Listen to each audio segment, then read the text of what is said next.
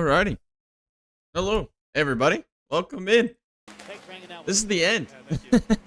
This is the final stretch to the checkers for the 2026 Rolex 24.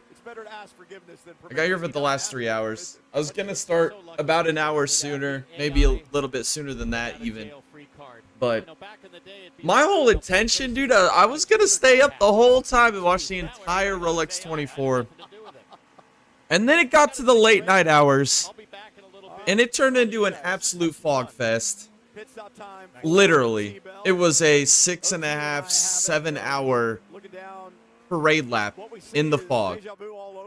And the longer I stayed up and sat through that fog delay, the more I regretted not going to bed. And so, I think it was like about under 7 hours to go, somewhere around that range. I took an hour-and-a-half nap. I'm not gonna lie. I took a nap, woke up, and they were racing again. And that was about an hour-and-a-half, 2 hours ago that I woke up. So I just kind of laid in bed for a little bit, just relaxing. And I'm back. I was gonna do a stream overnight, and then the fog hit, and I was like, well, there's nothing to stream. And I bet everybody went to bed because there's no reason to stay up with the parade laps. But nonetheless, it's been a fantastic race. The first 3.5, 4 hours that I streamed yesterday, the start of the race was absolutely thrilling.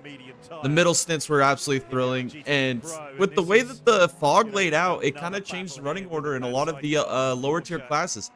Obviously in LMP2 we have a different running order right now than what I thought it would be, as we have Rasmussen in the 99 machine for AO Racing. I figured that they would win the race. It's not over for them now at all, but they've got a lot of work to do to get back kind of towards the cycle to the front. My GTD Pro pick is looking great with the number 4 Cadillac winning Corvette winning right now. And then at GTD I had the 57 Windward Mercedes winning there. Currently they're in the P5 spot. And then in GTP, the story of the entire Rolex has been the dominance by Porsche. They've led pretty much this entire race, whether it be the 7 or the 6. The 6 obviously had their incidents early in this race. They've taped up the side pods, the undercarriage of the car, got that thing kind of repaired, and now they're back in contention of battle for the win. Although the number 7, Porsche Penske at the moment, currently has a little bit better strategy, has a little bit more energy save, and they're probably, if everything plays out, going to be able to do at least one more lap per stint than the number 6, which is going to put them in position to win the race. And then, obviously, Action Express, my pick to win the race, running in 5th right now. They've had multiple penalties. Zilich had a penalty. They had a penalty with Aiken early in the race. They've just been playing catch-up the entire race. We'll see if they can make a comeback, as we have just crested the 3 hours remaining point in this race, or under 3 hours left. This is the go time. This is where the money gets paid and the Rolexes get sent out. All the bullshit money talks and bullshit walks. Here we go. If you guys are enjoying the Rolex, make sure you guys leave a thumbs up on the video. If you guys are unable to watch the race, whether you don't have Peacock or whatever it may be, link in the below to our Discord channel. Come join our Discord. We should be charging for this. It's unbelievable. You can watch the race for free right here in our Discord. Are you kidding me? That's unbelievable to think about. If you guys also see the poll, you guys think Porsche hangs on and wins this race? Yes or no? Right now we got 100% of the vote to yes. I'm starting to believe yes as well. My optimism for Action Express has been just waning this entire race. Nobody's got the pace of the Porsches.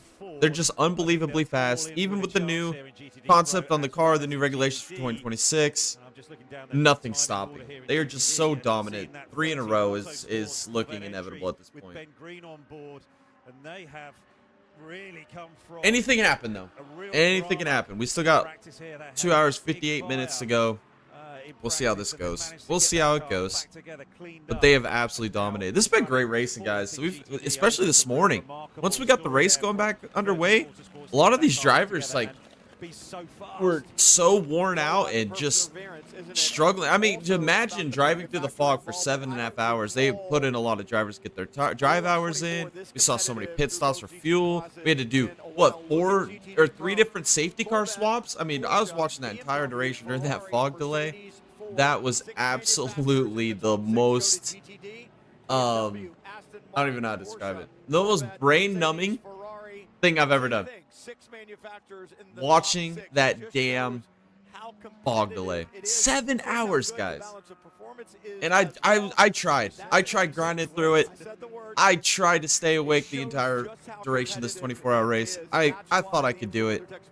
But when we got to 7 hours to go and they were still talking about 2 more hours of fog, I was like, it's over. I'm done. I'm cashed out.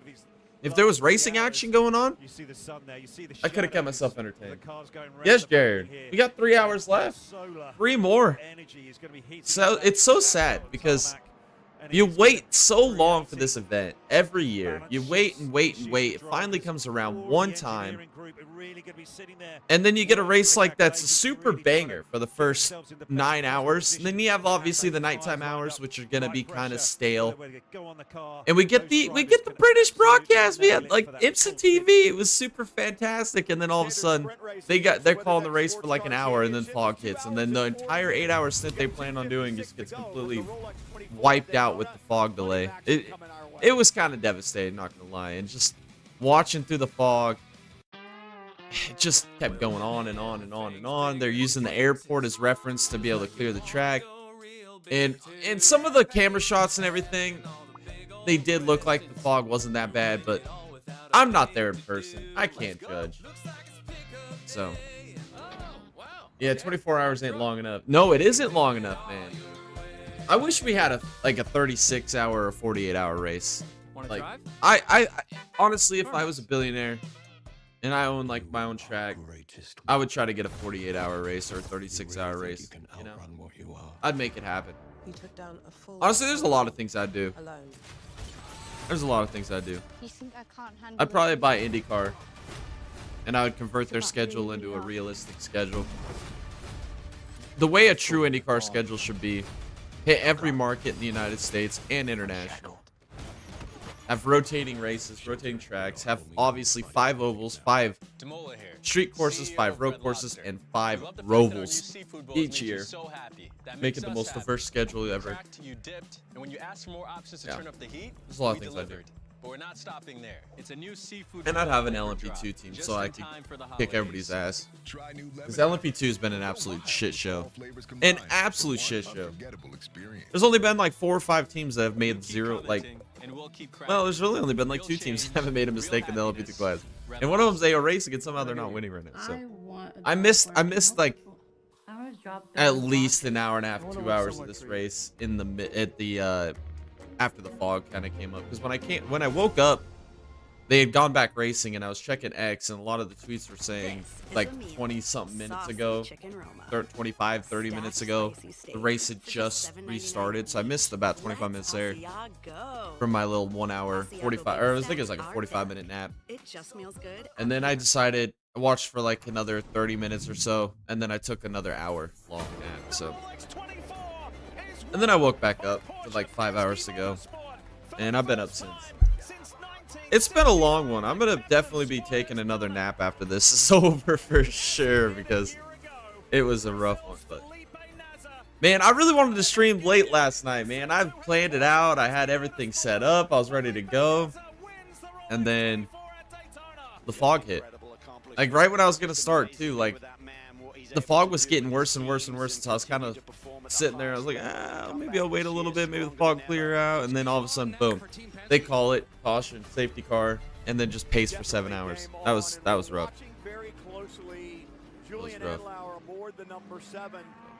That would be 3 in a row if they can win for Felipe Nasr, and obviously 3 in a row for Porsche Penske Motorsport. But his ability to save fuel, it looks like it's about 5% difference now. Alrighty. Back from commercial break here at the Rolex 24. Make sure you guys leave a thumbs up, leave a like. See if we can get this thing up to, like, I've set a 25 like goal on the first stream. I felt like that might have been a little too much to ask, so Can we get this thing up to like 10 likes? Is that even possible? Like 10?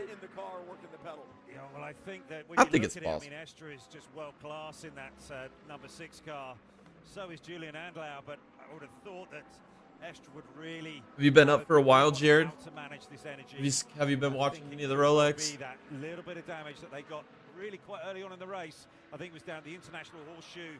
P2 car got side by side there with Estra. Just put that hole in that side pod and the little bit of floor there, and I think that's what they're battling with right now. The car's just not quite as efficient as the 7, and Andlauer is managing to eke out that energy. I end up getting the fluctuating between that 4 and 5% as they work in the traffic here coming into and through turn 1. But it's still the all to Rexy play for, but definitely advantage the during 7. that fog delay last night. End up getting the thing put together. I started it, did like the first bag or so, and I was like, because I was watching the race, and so I only put like a bag or two together. So I wasn't really planning on finishing it, but then the fog delay happened, and then I just sat there and grinded through it. The car through the air, and that energy being used, It's pretty sick, I'm not gonna lie. Just that little bit of damage. And it always comes down I don't know if I beat the AO team that was building it. They started ahead of me, and I was looking at some of their updates, and they were kicking ass. I don't know if I beat him or not, but I did finish him before it was done. I might make that a tradition for now on for 24-hour races. I might just get one of those big Technic Lego sets and build it while I'm watching the race. I might just make that a tradition. In these last few hours, rolling the dice with the traffic, taking those chances, and then we've got Andlau coming up into Le Mans. Maybe it'll help me get through them a bit more efficiently.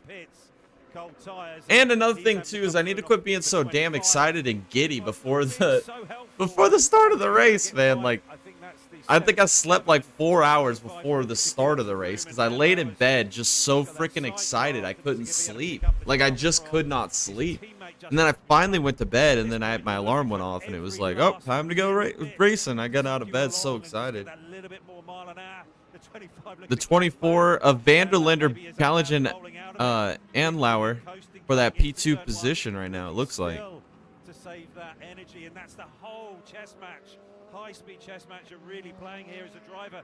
So much brain capacity is needed. Is that, or is that the 25? Super complex with all the technology. No, that's a 25 BMW. Never mind. That's a lap car. How about JDC Miller, though, with the 6th place run right now? Unbelievable, man. They have had a phenomenal run. I'm not going to lie. They even at the 6-hour mark, they're battling for the Endurance Cup. They were battling for the Endurance Cup points. They didn't get it, obviously, but they got, I think he finished 3rd. Jared says it's fixing to be a good day. Why is it fixing to be a good day? What's going on? They've been quick sort of across the board when they want to be. I think we were well positioned. If we hadn't had all that, fog delay, we had a lot of tires sitting there. We had a good double stint strategy plan with our tire program, and obviously that all went out the window. And so Estray's got about 1 second gap over Andlauer. I feel like if the 7 does not win this race, it's going to be an absolute upset. If the 6 beats the 7, the 6 not only has the damage, but they're off strategy enough where they're got a little bit of a disadvantage. Right there, was the track just really gripped up, or was it just so I don't know. It's going to be interesting. And in LMP2, the 99 AO is back in the lead. Maybe I can go, at least maybe I can go 2 for 4 on my picks. That wouldn't be bad. That would be one of my better years. If I can get AO right, and if I can get Milner in the number 4 Corvette right, that wouldn't be too bad. I'm not going to hit GTP. There's no way the number 31 Action Express wins. Unless we get a late race caution and somehow they're faster on a single stint tires. The fireworks, yeah, dude, those fireworks were lit last night, man. I love that part. They had to call a yellow flag for that too, because with the way the air and the moisture was working last night, it was so humid that when they launched the fireworks off, all the smoke from the fireworks kind of just stayed stagnant over the track, dude. It was so smoky. They had to bring out a full force yellow for it. It was kind of funny. And then finally the smoke kind of cleared out enough. They went racing again. Then the fog came in heavy. And then the fog ended the race for a while. So it was like, there's just no winning last night. It was just everything went wrong. But now there's no fog in the area. It's one of the warmest days in Rolex over the last 5-6 years. Like super hot, humid. I don't know. It's been a weird 24. I mean, we're wrecking on the first lap with LMP2 cars. We got GT car running into or bouncing into a wall. Like, it was just crazy, man. I like that they added that to the F1 movie. Yeah, dude, exactly, bro. Like, that's why I'm saying, like, a lot of people that watch that F1 movie, a lot of people are like, oh, that's such a Hollywood effect. Like, they don't do that. And I'm like, dude, they do that every year. Like, that's like Daytona's tradition is the fireworks, man. Like, that's the thing, you know? It's the Rolex, man. It's one of those. It's like the Indy 500, the 3-car, 3x3x3 to the line or whatever for IndyCar coming to the start of the green. Like, it's a tradition. Or at Gateway, they launched the fireworks down the back straightaway before the start of the race.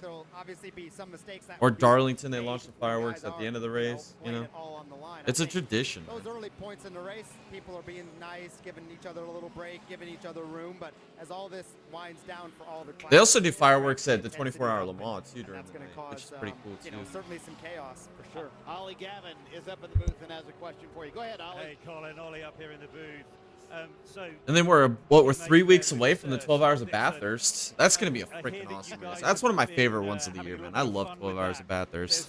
It's so good. GT4 cars, GT3 cars. You got some like front wheel drive, like Australian TCR style cars. There's like 7 different classes I think they compete. Pretty freaking cool. Well, there's only like 4 different types of cars, but there's 7 different classes. Anyone can become a lord. You just put your name in, pay the 40. You got like AMs and Pros, GT3s, AM Pro, like GT4s, TCR cars. Then you got like the, I don't even know what they call it. It's basically like open cars, like open comp. You gotta bring whatever kind of car you want. It's like an open class. All right, we're gonna get driver change on the 6 car. That's gonna be Estrade getting out. Who are they putting in? Vantor's coming in. I wonder if Vantor's gonna stint this to the end. Uh-oh. Uh-oh. Oh, never mind. I thought the car was off pace. I thought the 40 was off pace there with Herta. The 6 has got to find a way to get more energy saved, dude. Like, can Lawrence Vantor do it? He did good last year in the final stints. They got Earl Bamber behind the wheel to Action Express. They're in such trouble, I feel like. And the pit stop is complete on the 6 Porsche. We got 2 hours, 45 minutes to go. We're basically closing in on the distance of a normal, like, sprint race in IMSA. The 2 hour, 40 minute mark is that would be like a normal sprint race distance. And then obviously Detroit and Long Beach are both 100-minute races, but. No, but it's big pressure, isn't it? And those outlaps are so important. So important in every class and in GTP. It is still very, very tricky. The new Michelin tire this weekend has helped some, but you know, when you get on that loud pedal and you really ask for all of that power to be put down through those cold Michelins, sometimes it was a clean pit stop, clean driver change. I think that Tom just had a little bit of a moment. Oh, those cold tires. Be careful there, bud. He's rolling here through the International Horseshoe now. God, those cold tires, man. The wheels spin. Unable to get the power down. We should see the number 7. More than one car crash. I got the Senna car right there. Tom just had to then go through. And then I got Rexy this tire chicane, and that I put together yesterday down there. I gotta get some shelves cleared up so I can get it up on the shelf. And then I'm gonna get when I get the Michael Schumacher. What do I need to do at that point? Do I need to come back to go through that tire chicane there, or can I just breathe in? That's the plan. Through and then get going. And technically, that's what Bo Barfield and race control. But that doesn't come out till March, so I gotta waste there. But they also said, hey, if you get in there and get out of shape and you're way down out of. They also have an Elaine Prost one as well. Like just like the Senna car, they have an Elaine Prost car. Two things. One, first and foremost, I might get that one too. And 2, no advantage gained. So Tom may have given up a little more than what he needed to. 2% energy left on both the BMW 24 and 1% on the Andlauer number 7. We're going to see the 7 hit pit road this time. Probably going to see all 3 of them. Well, obviously you're going to see all 3 of them. I think you can only get about 1-2% energy per lap. So. On the inside there, you saw the dust being flicked up as he went through. So he's got to get the tyre cleaned up. And then also the other perilous thing is you could have possibly picked up a little bit of a puncture or some other debris that sits in the tyre. All right, here comes the 7. 7 to pit road had to come. 0 being shown right now as he drops below the line to come into pit lane. Wow, that is damn tight. Super tight there on the fuel and the energy. They are absolutely trying to push the stints on the 7 machine so far right now. Yeah, well, I need to get some those Lego car hangers or whatever, because I want to put them tiered up like right here on the wall right next to me here. Put all the Lego cars on that so then I can have more shelf space. It looks like they are down to just 1 left. At this juncture, Travis Law is expecting. There's a lot I need to do. I kind of have some wasted space in this back corner over here where that Jeff Gordon goes through, so I might need to do something over there. I might just put a shelf trophy case right there. Actually, is what I should fit it in there nice and tight.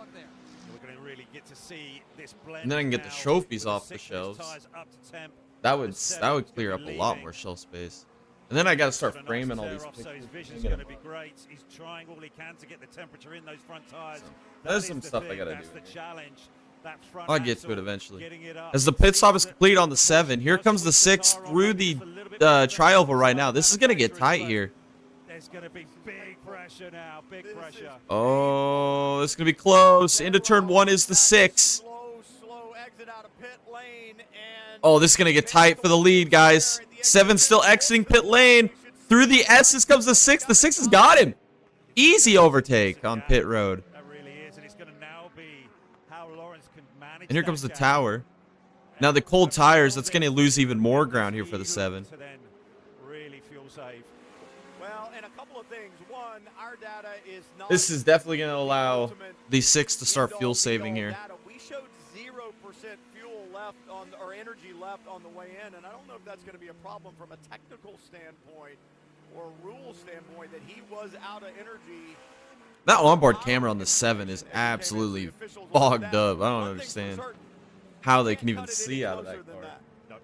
But again, the 6 is quicker than the 7 in the stop. Interesting. No driver change that time, obviously, on the 7. No. But the driver change, I think, as we talked about, I don't think that's really going to have an impact on that time on pit lane. It just seems that the 6 can just get it done just that half a second, 3/4 second quicker than the 7. Yeah, he's got a decent gap. He'll be able to start definitely saving. It's showing 10.6 seconds right now. It's going to be just as intense. That has been fun to watch, and needing energy right now is Antonio Felix Acosta. A monster 3.5 stint that he just completed with that caution in there. We've been having fun watching it between you, your teammates, and the CrowdStrike car. All right, we're at the 2-hour 40 minutes remaining mark. We are at the distance of a typical sprint race for IMSA remaining. As we are 75% saying Porsche will hang on.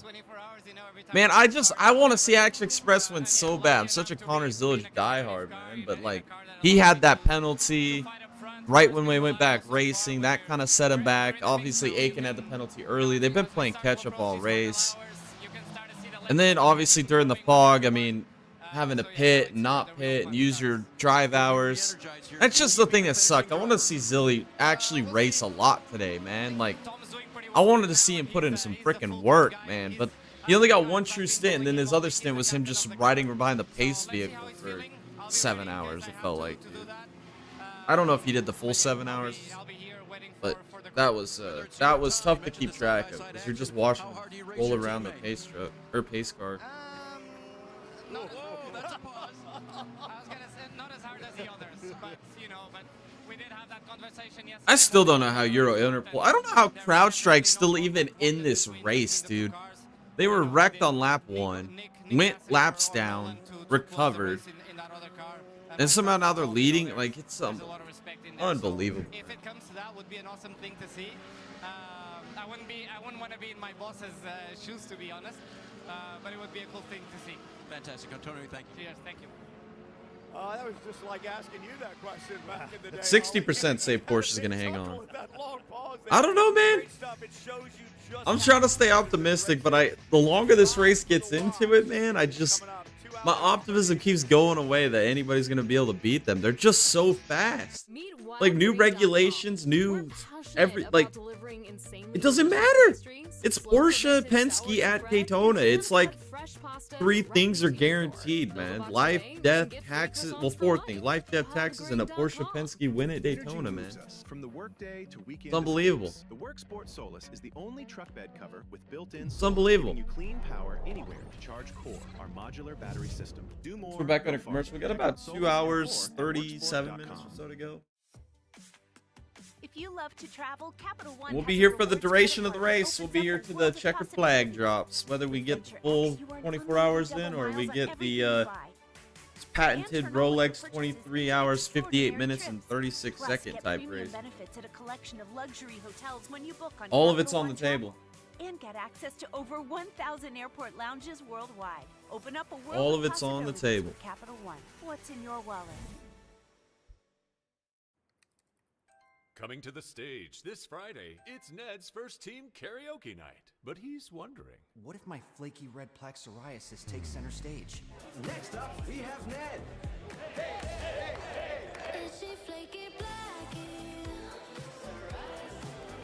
what if Ned knew he could treat differently? Otezla is a pill that treats plaque psoriasis even in hard-to-treat areas. You can get clearer 60% skin and vote. reduce itching and flaking. Doctors have been prescribing Otezla for over 10 years. See, you guys are a lot more optimistic than me with that 40% thinking they don't win, man. If I was to say, man, I would say I'm probably more leaning on like the 20% optimism I'm hanging on to right now, and that's probably being even generous, dude. Because I really just don't feel like anybody's gonna beat them. Struggling on topicals? Ask your doctor about Otezla. Acura, at certain points during the race, the 93 Acura looked like they were going to be a contender to be able to contest with them. At certain points in the race, even the number 31 Action Express showed a little bit of potential to beat them. BMW's really not been a factor. Wayne Taylor's not been a factor. JDC Miller was a fun story for a little while off strategy, battling for the Endurance Cup points. And obviously Aston Martin, their race just went to shit in the handbasket. They were having energy issues. Their car kept dying, kept having to recycle multiple times. Ended up going, they're like multiple laps down. And Acura's been dog shit. Let's be real. The only car that's been good out of Acura's been the 93. The 60's been dog shit. And the 60's got Blomqvist, Braun, and Allmendinger. And they've just, there's nothing there. Between the Porsche Penskes and the rest of the field, I think that they're still going to be that little step ahead. But it may mix up who's going to be that 3rd, 4th, 5th place car, whether that's going to be BMW, Cadillac. 2 hours, 35 minutes remaining. As the number 6 Porsche continues to lead over the 7. The 7 is getting better fuel energy savings right now. Well, fuel and energy savings. So it could come down to a strategy at the end. Maybe they've mapped it out and stinted it out correctly. I don't know if we're going to have any more driver changes, because we obviously just saw Andlauer and Vantor both get in the cars. And it's just been that constant little gain. And the 7 keeps getting better. I mean, they were at a 3% advantage. Now it's up to a 7% advantage, dude. Able to do it. Now Andlauer able to save that energy as well. Great stuff, but you talk about Earl Bamber in the 31 Action Express has been able to kind of level out with the 6. Vanderlander in the 24 BMW is kind of leveled out with the 7, but they've got the gap between them. It's the problem.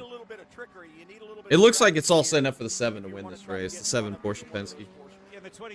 But what do we see every year at the Rolex, guys? We see late race cautions and late race restarts. Whoa! The Ford got a full course caution. I got right on cue, dude. Right on freaking cue. I say it, and here we go. The number 4, Mike Rockenfeller. The Ford GT3 power GT plant Pro. on that Ford Mustang has given up long. Looks streak like of that's fluid, I stalled believe, out in the back of it, the and big they're gonna have to go and track get that. And the turns question 3 and is, 4 how maybe much fluid is down after the in bus Le stop. Mans chicane? Yeah. Kind of gave up the ghost. I'm going to guess right at the end of the straightaway about the brake. That's typically where it happens, right? Usually where it happens, there's a lot of oil on the back. Well, that's gonna bring everybody back together again. There's that trail as well. And Mike, Oh, he's getting out. That car's wildly blown up. very experienced, one Blew her up. in the past, and he's a big part of this Ford racing program. He was one of the other drivers that was announced on their hypercar program, so he's going to be a big part of that, the development of that car. You just look at the experience that he has. Oh, they got the going AMR cars safety along crew the coming way. to him. 64 cars led 18 laps. He says, "Screw you guys, I'm going home." Over the last couple of years, because He's of the done. Evo kit, they found an aerodynamic balance on that car now with the addition of some front dive planes. They've also helped the responsiveness around the front end of it. But What's the issue? It looks like you might be. He's not even getting out of the car. He's still either sitting the in there. engine, or it could be a gearbox that let go, but a lot of fluid out the back of it. I got to think It's power like plant. quite a lot of fluid. So that's a gearbox, I don't think. Well, you'll know if it's gear oil right when you get there. That's one of the worst smells you could possibly smell. Van Thor, the 6. He's going to reset everything. You can sort of almost see Van Thor's brain working. You know, okay, where does this put us? How do we start working from here to the end of the race? What's the process here? When is Kevin going to get back in the car? Well, and this was Steve's comment, right? He was trying to find another way. He was talking about pitting when you. Yeah, I want to see the S-Stray freaking Nazar battle to the end, man. Hopefully they both get one more stint at it at the But end. historically, we're talking about cautions.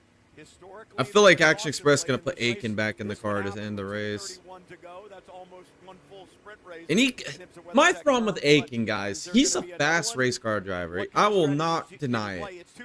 But he's a fucking idiot, man. He does some stupid shit. Little gap that the 7 have built up, you know, that little advantage, that's going to be gone now. It's obviously not going to be Zilich. They're not going to let Zilich finish it out. They're not going to let Frederick Vesti finish it out. They're kind of the young guns.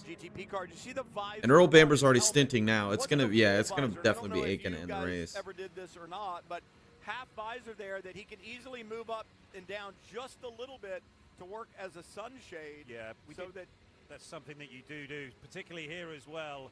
You know, with on the banking, the high banking, and the different parts of the racetrack, and the sun being, you know, really right there in your. Oh, that's a lot of fluid underneath that Ford. Yeah, that's being able That's to a adjust pool. that visor is important. It's still dripping from the under tray. Yeah, it's a pool of fluid. As they get it up on the flatbed. It's almost like rain. Look at the amount of fluid coming from the under tray. That's a ton of fluid, dude. Holy cow. Now we're talking about streaks. Porsche Penske Motorsport 2 in a row. Only Chip Ganassi and Wayne Taylor Racing have 3 in a row, so they're looking for that. It shows you how hard it is to win this race. Well, it's funny. You look at teams and drivers who have multiple wins at Le Mans, but you know the Porsche difference Penske. between the two. It's Nothing but winners. Compare them because they're 24-hour races. The track completely different. What you need out of the car is completely different. Sebring's the same way. You look at the number of people who have won Sebring multiple times versus Le Mans. I know. I'd like to see the 6 winning. 7's won the last 2. Sebring is like super tough. Oh, the 7's coming in pit road. It's amazing how sometimes you can have The 6 is staying out. Down pit lane now for GT. What? Down to Matt. And they told Lawrence Vantor to try to conserve fuel as much as possible. They're going to top off here on the 7. They did have those new Michelins up on the wall. Passed on that, but they just topped off that 7. What are they doing? Replenishment there to the fuel, guys. Got the furled eyebrow there, Ollie. What are you thinking? They're gonna try and even go further and further than everybody else. Where's the 6? We starting to play cards, starting to play dominoes, and Yeah, I don't understand why you would pit the car on a better strategy than the car on the worst strategy under a yellow. with the 7 opting to come, or is the 6 just going to wait until a little bit later? Yeah, I think that's what it is. They're gonna try and tilt the favor back in their hand. Come back in. You're going to give up track position, aren't you? Yeah. But that's the only downside. Is you're giving up all the track position because now the 7's gonna take the lead. That's tough. 67% say yes. LMP2, this caution does not really Your guys' impact confidence is anyone. wavering Everyone like had mine. been, It's getting worse out and for worse. about 30 minutes, just shy of 30 minutes, so no advantage gain. I saw the 04, the leader of the crowd. I just don't know how anybody's gonna beat him, to be honest. It feels like this is their race, man. They've dominated from start to finish. There's really not been a true contender to challenge them. I mean, the 6 has got their entire side pod got basically destroyed, which the fog break helped out a lot with that because they were able to go in and do extensive work during the overnight hours during the 7-hour safety car. On the racetrack, because that red light comes on at the end of pit lane. We had a couple of people run it. A lot of teams were able to kind of make a lot of repairs and get their cars working good for them. And your driver, you're telling them, look for the light, look for the light. These sort of pit stops, though, they really pressurize the team even more because CrowdStrike pits, Euro Interpol pits, and it's a real race. out of LMP2. A lot of these guys are God, I just love the look of the LMP2 cars. I'm not gonna lie, man. I think those cars just look sexy or as whether that's fuck, going to dude. be in the European Le Mans Series or Asian Le Mans Series, a lot of the same crews, and there's a lot of pride in how much performance they have and what they can do in pit lane. And so, yes, it certainly is something where they're all watching one another. They're one of the coolest looking prototypes, I swear. To get themselves out there. Alex Quinn on board. The old LMP1s were pretty cool looking too.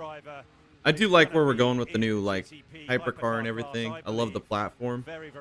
Obviously, the manufacturers love it because it gives them a lot more flexibility to build what they want, and or not build what they want and be able to run like an LMDH car where they already have a predetermined chassis and platform built, and just they build the powertrain. But I do like the look of the old school LMP2 cars, man. There's a place in the world for LMP2 cars. There always will be, and there always should be. Except they are a shit show class. And that's what makes it great. Because you got AM and Pro drivers in there. And that's the way it's supposed to be. GTD Pro on pit lane. Corvette leads the field. Matt. And they asked Nico on the radio about a lap ago, does he feel fit enough to finish? And he said yes, and they were also asking him about the windshield. Did it need a tear off? So they are. Well, he's only got 2.5 hours to go to the end, so I mean, less than 2.5, 2 hours 26 minutes. So I'd say if I was still in the car, I'd be like, I'm gonna send it. Well, if I haven't been in there for double stints already, I'd say. Trying to blow out all the bits and pieces of rubber debris as they wait on that VP Racing fuel, just locking it down here. Love that. BMW beats the Corvette off. It does. Out of the box, and that was a driver change on the number 1 as well. It was, but I'd heard that Katzberg was going to be finishing out in the forecast, so maybe that strategy is in flux and was sort of like fluid. But it's I'll be surprised if Nico goes to the end here still with 2 hours, and he's been in for nearly a stint, and he's got another 2.5 to go nearly. That's a lot. I mean, Nico is lightning fast in this Corvette Z06 GT3R, but that's a big ask at the end of this big 24-hour race. Well, and you talk about the physicality of this racetrack. It isn't. God, there goes the speedy dry, dude. Just absolutely sending it. Because of all of the traffic. And I mean, how much fluid did that car have in it, bro? Because there was a pool underneath the car when they lifted up on the crane.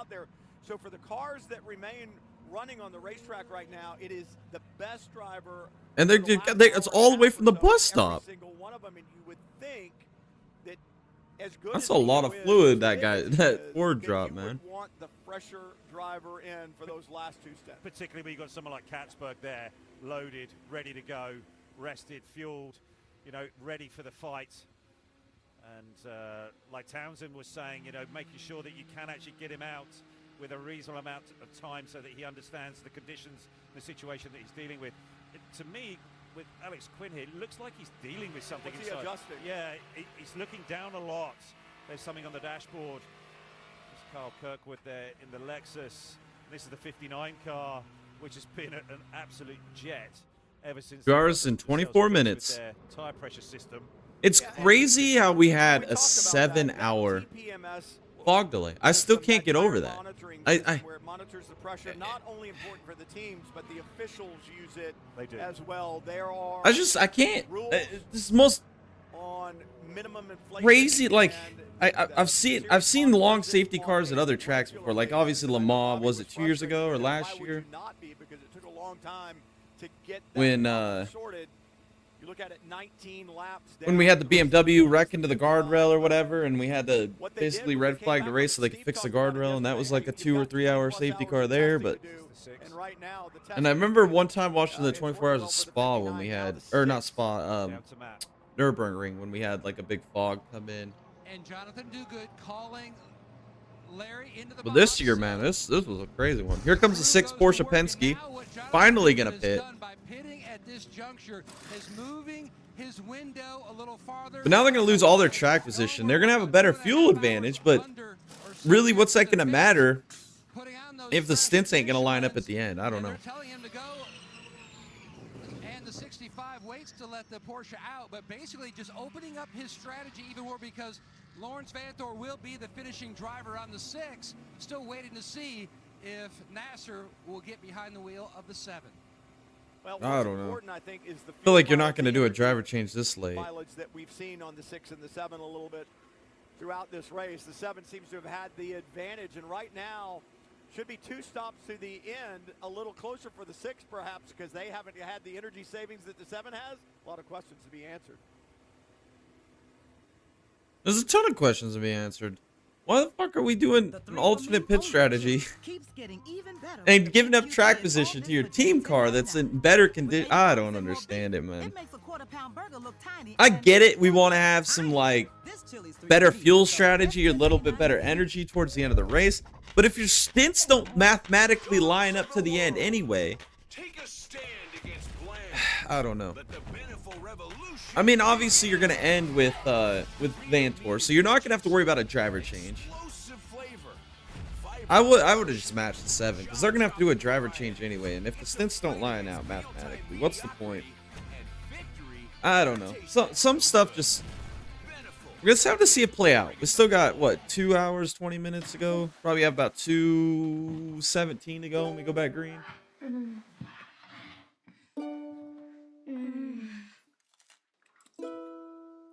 Good. Campbell's. Good. That's just gross. Living with Campbell's thyroid eye disease for years, tomato I soup, didn't bro. realize how much my bulging eyes were holding me back. The way No, my thank eyes you. stood out, I'd rather hide than be All right, let's check X, see if there's any more updates on the race. Post them on the Discord for everybody. Doctors have been prescribing Tepezza for over 5 years. In clinical studies, the majority of patients taking Tepezza had less eye bulging, no matter how long they had TED. Tepezza may cause infusion reactions. Tell your doctor right away if you have high blood pressure, fast heartbeat, redness of the face or feeling hot, difficulty breathing, headache, or muscle pain. Tepezza can raise blood sugar even if you don't have diabetes and may worsen inflammatory bowel disease.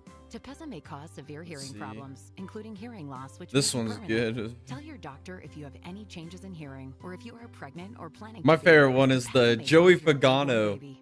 Pagano ruined this race. Ask your It's doctor just about a Tepezza. picture of the fog, but it's got Joey Logano in the background all faded out. Awesome thing about Oh, endurance man. racing in the Hey, IMSA Christian's Women's back. This Car definitely won't be the safety car, or it won't be the last safety car. No. No. with this full course caution. No, it won't. As long as we don't get another 7-hour freaking fog delay. I was gonna stream last night and I was like, there's no point. I was gonna do a late night stream. It was gonna be fun. I had it all planned out. It's gonna be badass. But then the fog set in. I was like, what am I gonna stream? What am I gonna do? Just sit here? Do nothing? So I decided, nah, no stream last night. Which kind of bums me out, man. It bums me out. Look forward to this race for 365 days. And then we lose the nighttime hours, man. And the best part of the race. The best broadcast team. We get the British broadcast teams on IMSA TV. Oh, and all we had to do was sit there and let them waste their broadcasting abilities and time. Just filling dead air for 7 hours. 7 of the 8 hours they were scheduled to be in the booth was fog delayed. Porsche did with the 6. I think So that's a very, freaking very hard call. just disappointing, man. Like, come on. They actually took their That was heartbreaking for me. That was the part of the race I was looking forward to the most. Right? Everybody can probably make it on 2 stops. So. Yeah, so I think that's a really tough call. Now, Yeah, these guys ain't gonna finish this Lego set. I'm just saying. I finished mine. They didn't finish theirs. Is there still room in the race to play that game again, to flip the track position one more time? There's 4 or 5 chapters of this book still to be read. 71% yes, Penske Porsche wins this. Man, Action Express wins this race, dude. I'm gonna be throwing a party, I swear to God. I want to see Zilly get another Rolex. That's another thing that pisses me off about the fog delay. Zilly got 1 stint, and then he had to spend a second stint getting his drive hours behind a safety car in the fog. That bums me out, man. It just bums me out. We know the Porsches are fast. I think that's maybe all we know, Kevin. Even Scott Dixon, Will Power, a lot of these guys wasted their stints. What do you think the big one's going to happen? Yeah, I don't know. I doubt it. I kind of doubt it at this point. But you never know. There's a lot of racing left, but the problem is if we do get these short yellows, it's always going to be like these 1-2 car incidents, or maybe like a tire going down or something to that effect. So I don't know if we will see a big one this year. If we were going to see one, it was going to be during the fog last night, but then they eventually, for safety reasons, which I can't argue, like, obviously driver safety is most important, crew marshal safety is most important. But if we were going to see a big wreck, it was going to be last night during the fog, and I was super excited, man. The more I think about it, it just depresses the hell out of me, man. Like, we got robbed out of 7 hours of the Rolex, man. 7 hours got stolen from us, dude. Oh, I'm so bummed out, man. So bummed out. Every team talks about and every driver talks about. We're nearly 2 hours to go in this great race. It's gonna make my 60-second Rolex 24 video at the end of this race a little bit easier to make, because I think that it's gonna be elbows out. And, there's gonna be a full like 3-second portion of that. It's just gonna be freaking right behind a safety car. In the fog. Steve said there were multiple chapters. Oh God! Oh, I'm so bummed out about that. Well, it looks like we're gonna go green again. We're gonna have the 7 Porsche with Andlauer leading the 24 BMW of Vanderlinde to the green. We're gonna have Blomqvist there in 3rd. Earl Bamber with Action Express in 4th, and then Ang in the 25 BMW. So we'll see how this goes. We'll see how this restart goes. 75% of you guys think yes, Porsche Penske wins. Well, the way it is now, the only way they lose is if we get a single stint at the end. If we double stint this all the way to the end, it's definitely a Porsche win. And it will be the 7. Let's just get that straight. It will be the 7. So we're side by side here. Through the S's. Oh. Action Express with a terrible restart. Here comes the other BMW, the 25, battling Bamber. God damn, this Action Express is dog shit, man. Whoa! Wheel off was Ang. Bamber is just putting his elbows out. He says, not today, brother. Not today. Not getting by me. Not now. Not at this point of the race.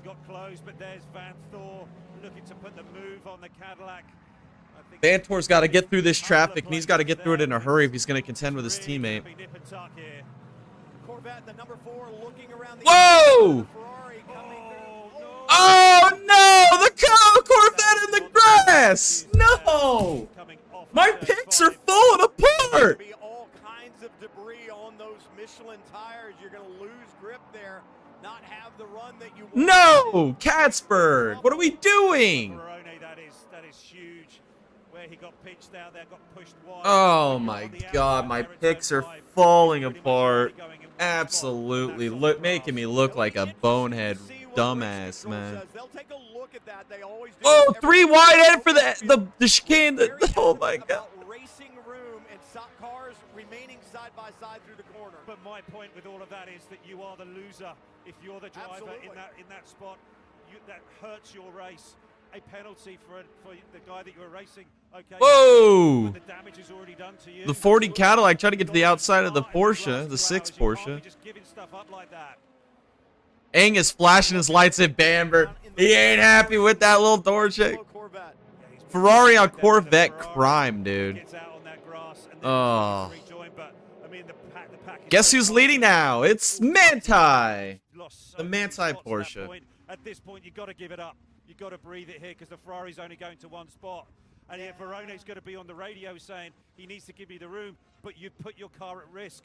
You are there. That is a low percentage move, in my opinion. I think your point is well made. It doesn't matter. I don't think Corvette's winning this race, guys. That was detrimental. Absolutely detrimental to the race. Unbelievable. Unfreaking believable. My picks are just falling apart, man. This whole Rolex has been insane in its own right, but dude, my picks are just falling apart. Shake it off. Don't worry about it. We're still in this. My one concern would be, did he go through the grass, or was there enough grass going up into that radiator that might cause an issue? A good point as the temperature comes up throughout the rest of the afternoon. Absolutely, and Nico now has to just take a breath and really think about this as he's coming down here into the Le Mans chicane, side by side with the 21 car. You know, he's going to be up. The blood's going to be up here. The RPM's going to be up, and you've just got to be smart with your moves. Got to be smart here as well. The Ferrari to your outside. Kenton Cook behind the wheel of the 21 from Priartzi. That is a battle in class. GTD. Porsche just a little bit of a door check there to the Acura. He said, I'm coming through, bud. The mirrors. Red denotes GTD Pro. Green end plates and mirrors denote GTD. So Rone needed to understand that that car beside him was not for position, but you don't want to let him go because you're trying to chase down your class competitors just up front. It's all about calculating as much as you possibly can in those really pressurized points, and you have to be able to do that. Earl Bamber's in third. Blomqvist is faded in the number 60 Acura. The Acuras are dog shit, man. Here comes the 6 Porsche. He's looking for 4th on Blomqvist now, or 5th on Blomqvist. And you've got to be able to be smart. Acura is dog shit, man. I did not see that coming. And he's at such a power disadvantage too. Energy save. Porsche versus Acura. You're right on board the 963 Porsche. Lawrence Vantor just in front. Tom Blomqvist aboard the Acura from Meyer Shank Racing. Oh, dude, the amount of throttle play in the Le Mans chicane right there was insane by Vantor. That's crazy. We heard Colin Brown say, we changed the rear wing, added a little bit more downforce, try to keep the car from moving around a little bit. That may help answer a little bit. If CrowdStrike wins this race, they deserve the comeback award of the race. Whoa, here comes the other Acura. What the hell? He was trying to block the, or let's say, make it harder for the 93 to come. Where the 93 was? Oh, side by side behind him between teammates. Both caddies. Oh my goodness. Here comes Vantor back at the 93 Acura. Oh. Oh, he runs him off the track. Wheel off of the 93. Somehow doesn't lose control there. Battle for the lead.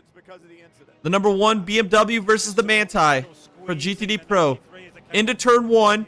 Manti, cat mouse on the brakes. BMW on the outside. Not gonna be able to make it happen. Manti's gonna hang on through the S's here. It's just everywhere. 24-hour contest has turned into a sprint race. This is the battle, bottom of the screen for GTD Pro honors. The battle for the lead.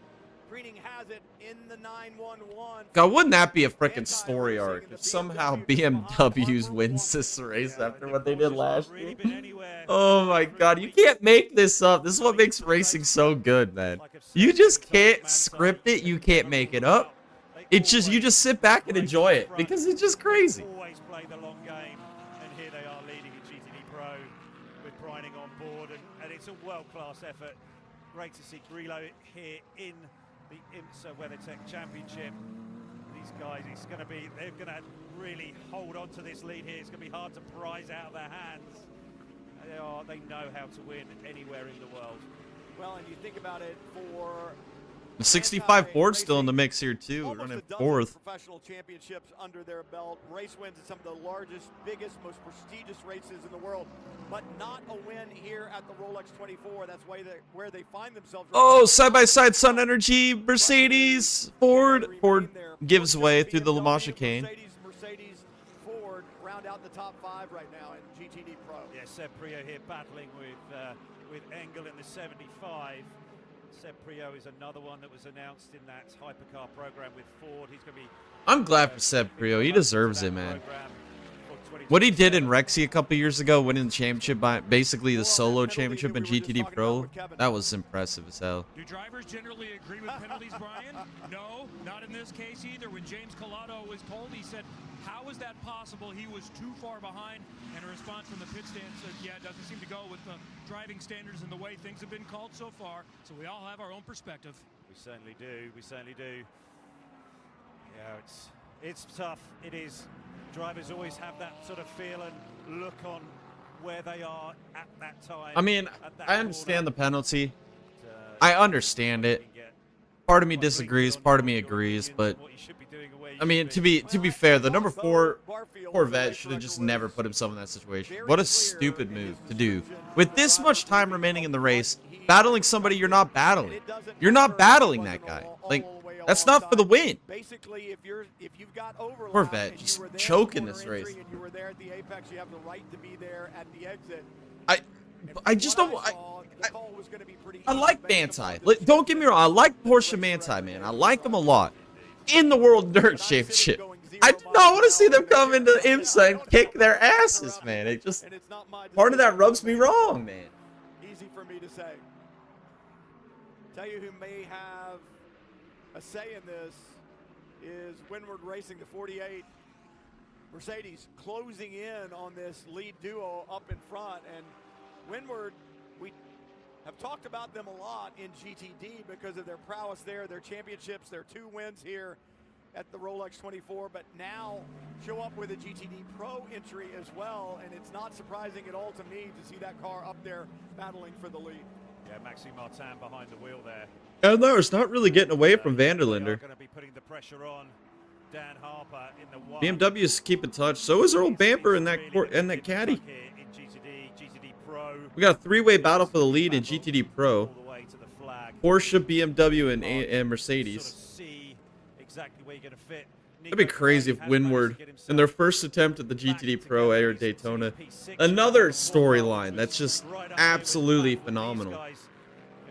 Dominate GTD for so many years, and then they get a pro program, and here they are freaking up at the front of the pro field. I think at each stop they will be getting those fresh Michelins, but it just puts a little bit more stress on Nico to get him back to the front. So let's see if he can do it. We know that there's good pace in the 4. This is the sister 3 car that had that issue with the right rear just as he was coming up here to turn 6. Failure. I did speak to somebody in the team, and they said it was completely out of the blue. There was no contact. So that's just going to be weighing on your mind with all of the Corvette runners. It's been a wild race. Going on there with these curbs in the Le Mans chicane or other points on the track. Looks like everybody in GTD Pro is pretty even on energy, except for the leader at 74%. It's a little disadvantage compared to the guys around him. The 4 Corvettes still running in 6th. The question is, I'm going to put you on the Windward box. Does Martin stay in all the way to the end? But 36 seconds back, they went through the grass. So dumb, man. My picks are falling apart. There you go. Yeah, you're working hard this weekend. I put you on a lot of pit boxes always. And I'm giving you decisions. A lot of decisions. Yeah. When ultimately you're not responsible for those decisions that you're making up here, it's maybe a little bit easier to make. Yeah, for sure it is. But you know, all of these guys are world class. They come here for a reason. They've been chosen by these manufacturers for a reason because they are the very best guys in the world. I keep saying this. IMSA has the very best drivers in the world for all of these manufacturers. It is stacked. It is such a high bar here. Oh no, the caddy! That's the number 10. Blowing up. That's heavy smoke. Where is the smoke? That's thick smoke. It's the engine. The motor laid over. Oh yeah, it's blowing flames. Rooster tails out the tailpipes. That thing just grenaded the Corvette. or the caddy. Absolutely nated it. And you can see a fair amount of heat already on the Oh, it's on fire. Get that thing out. Get the fire out. Get out of the car. That's a problem. Big problem. Good to see the driver out. Oh, that's a rip in the chat. Dude, Wayne Taylor Racing. What a terrible Daytona. They never had the pace, and then they nade a motor. He did ask if he could go into emergency gear mode, and they told him just to hit the piss and get out as quickly as he could. You can see all the fire retardant material, the smoke all over the place here as they're going to look things over on the 10. Got to make sure the car is in safe mode before all the crew members can go to it. You see the green lights there in the window indicating, hey, we're okay. The charges that thing got just nated, man. It was shooting freaking rooster tail flames out the tailpipes. Look at all the oil. Yeah, that thing got nated. To me, it's even scarier than contact or making contact with a wall or whatever. The fire is. They're done. Yeah, it's the thing I was terrified of is being in the race car and there being a fire. And I've seen a few, and thankfully these guys are absolutely on it down at Wayne Taylor Racing. They've managed to get the fire out. They're going to get the engine cover off. But that extinguisher fluid there, that is, you know, it's still just spitting smoke. Quite a lot of smoke still coming, but it's going to. It just melted all of the carbon pieces too. Just melted them. Oh my goodness. As much as they can, so that they can pass it on to the sister car and also to the Whelan car. We've talked a lot on the broadcast about how this Cadillac Racing family are working together. What was this on the high banks here? I think it was this at turn. I think that's 3 and 4. Yeah. NASCAR 3 and 4. Once it laid over is when the fire really took off. You could hear it just lay right over. A fire station. Yeah, and at that point you're always looking left as a driver. Absolutely. They instruct you, look left, look left. That's where all of the fire trucks are going to be, and all of the support's going to be there for you in a situation like this.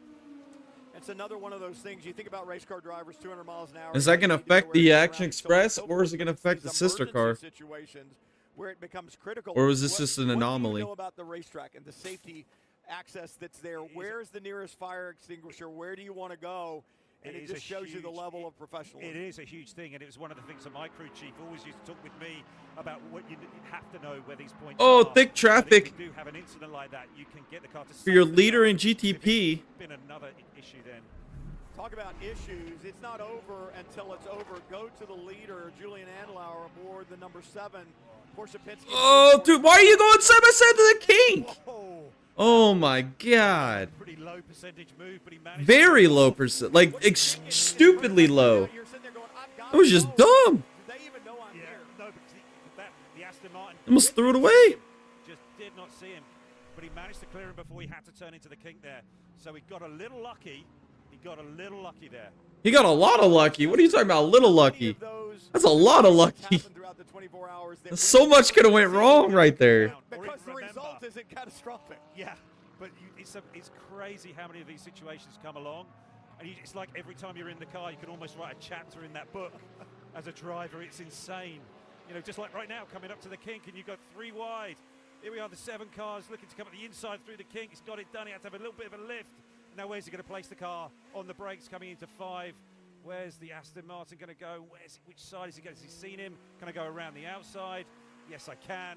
And then you're looking. Well, that's a lot better that time. Each time you're just ticking off the cars you're passing, and it's just working your way through it, trying to keep the risk as low. Battle in LP2 side by side through turn 1.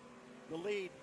At the Crowd strike. Screen, Alex Quinn behind the wheel of the 04. Tom Dillman behind the wheel of the 43 being shown in second. That's the 22 that's right there. It's Rasmus Lind. That's actually the battle for 4th and 5th. Yeah, Harry Tingle on board the 52. Yep. And he's another world-class driver that has been brought in to run in that PR1 car with Ben. Hey, we're under 2 hours remaining in the race, boys. The only saving grace The final 2 hours of the Rolex. Unbelievable. If you're a GTP driver or an LMP2 driver, Unfreaking believable. out there, you can rest assured that every driver and every car that you come across is the best professional that you have out there, or the second best. Still with 2 hours to well, go. the BMW and the Action Express are hanging with your leader in GTP, man. I don't know what the Porsches, they're just energy saving, knowing that they've got such a dominant car. I don't really know what the strategy is here, but they're doing a fantastic job. Happen, you know, all of the little tiny little professional fouls that come along and people get squeezed and they're working you over on different parts of the racetrack, or they're just breathing it in certain spots just to kind of trip you up with your flow, and you start to sort of, all those little things just start to increase, and that pressure, the intensity, it's just zero room to hide here on this racetrack over these next 2 hours. It's going to be brutal out there. I guess the benefit is all those pro drivers know exactly what's going on, and they also know all the dirty little tricks. Oh, they do? Yeah. They've got a whole book, and they're just working through the first page at the moment, and it's a 60-page book, so who get is ready. this behind me? It's a 60-page book, so be ready. All right, the French chapter Oh says my I should goodness. do this. Absolutely. The faux chapter says I should do this. Yeah. I'm with you. Yeah. You kind of have that guilty look on your face there. I think you're remembering the friend and foe chapter there. It's just kind of coming back a little bit. Yeah, just a little bit. Yeah. Speaking of coming back, Sheldon Vanderlinde aboard the BMW trying to come back through traffic and chase down Julian Andlauer. You look at the gap between the two, just right at a second. And then I'm impressed aboard that the BMW is able to hang with him. Entry, and then another It's not a bad run. So, in this GTP class, it's kind of like reset the clock. And Van Thor's not been It's kind of playing out like last year a little bit when we had the Porsche versus the BMW. Blomqvist Two aboard. Porsches in the BMW. But now Andlauer hasn't really been able to stretch his legs. In front Oh of man, 24. I'm It looked exhausted. like the Porsche Penske's could kind of do that. Rolling at on about will. an hour and 30 minutes worth of sleep again this year. Typical Rolex or typical 24-hour race for me. Not the way the Wayne Taylor Racing squad wants to see things go after the problem for the 10. Let's check in their camp with Matt. Scary situation for Ricky Taylor. The AMR safety crew, always phenomenal. They came by and checked on Ricky. So first, when did you realize you had some type of issue like that? Yeah, I made a mistake on the restart and was getting a good run on Ranger going down to the bus stop, and I tried to pull 7th gear and there's no response from the gearbox. Tried to get the downshifts for the bus stop, no response from the gearbox. Tried all the protocols to get it into gear, and at that point They broke the gearbox and then nated the motor. I don't know. The guys will figure it out, but I think Crazy. strong Cadillacs. I'm not sure how the Porsches are if we can take it to the Porsches, but yeah, 2 left, and I know the guys are gonna give it their best, and we're on to Sebring, unfortunately. I know you're smiling, and this is such a devastating situation looking at the points, but when you're looking at a situation like this, you can practice all kinds of emergency situations, but then when it happens for real and everything speeds up and you're trying to get out of the car, the fire's going on, you're trying to catch your breath. Ricky Taylor has this like just dumb look on his face, dude. It's like, where are you going with this question there, bud? There was a lot of smoke. I don't know if it was something tire rub or what it was, but anytime you see smoke, the normal thought process is go out the window. But yeah, thanks to the MR safety crew. They do an amazing job, and yeah, I just feel bad for the team. They did such a great job with our 2nd year with the Cadillac. I feel. And his interview just cut off. A little technical problem there with finishing the interview, but the best thing is Ricky's standing there talking to Matt. Absolutely, no doubt. And, they're still diagnosing exactly what's happened here on the 10 car.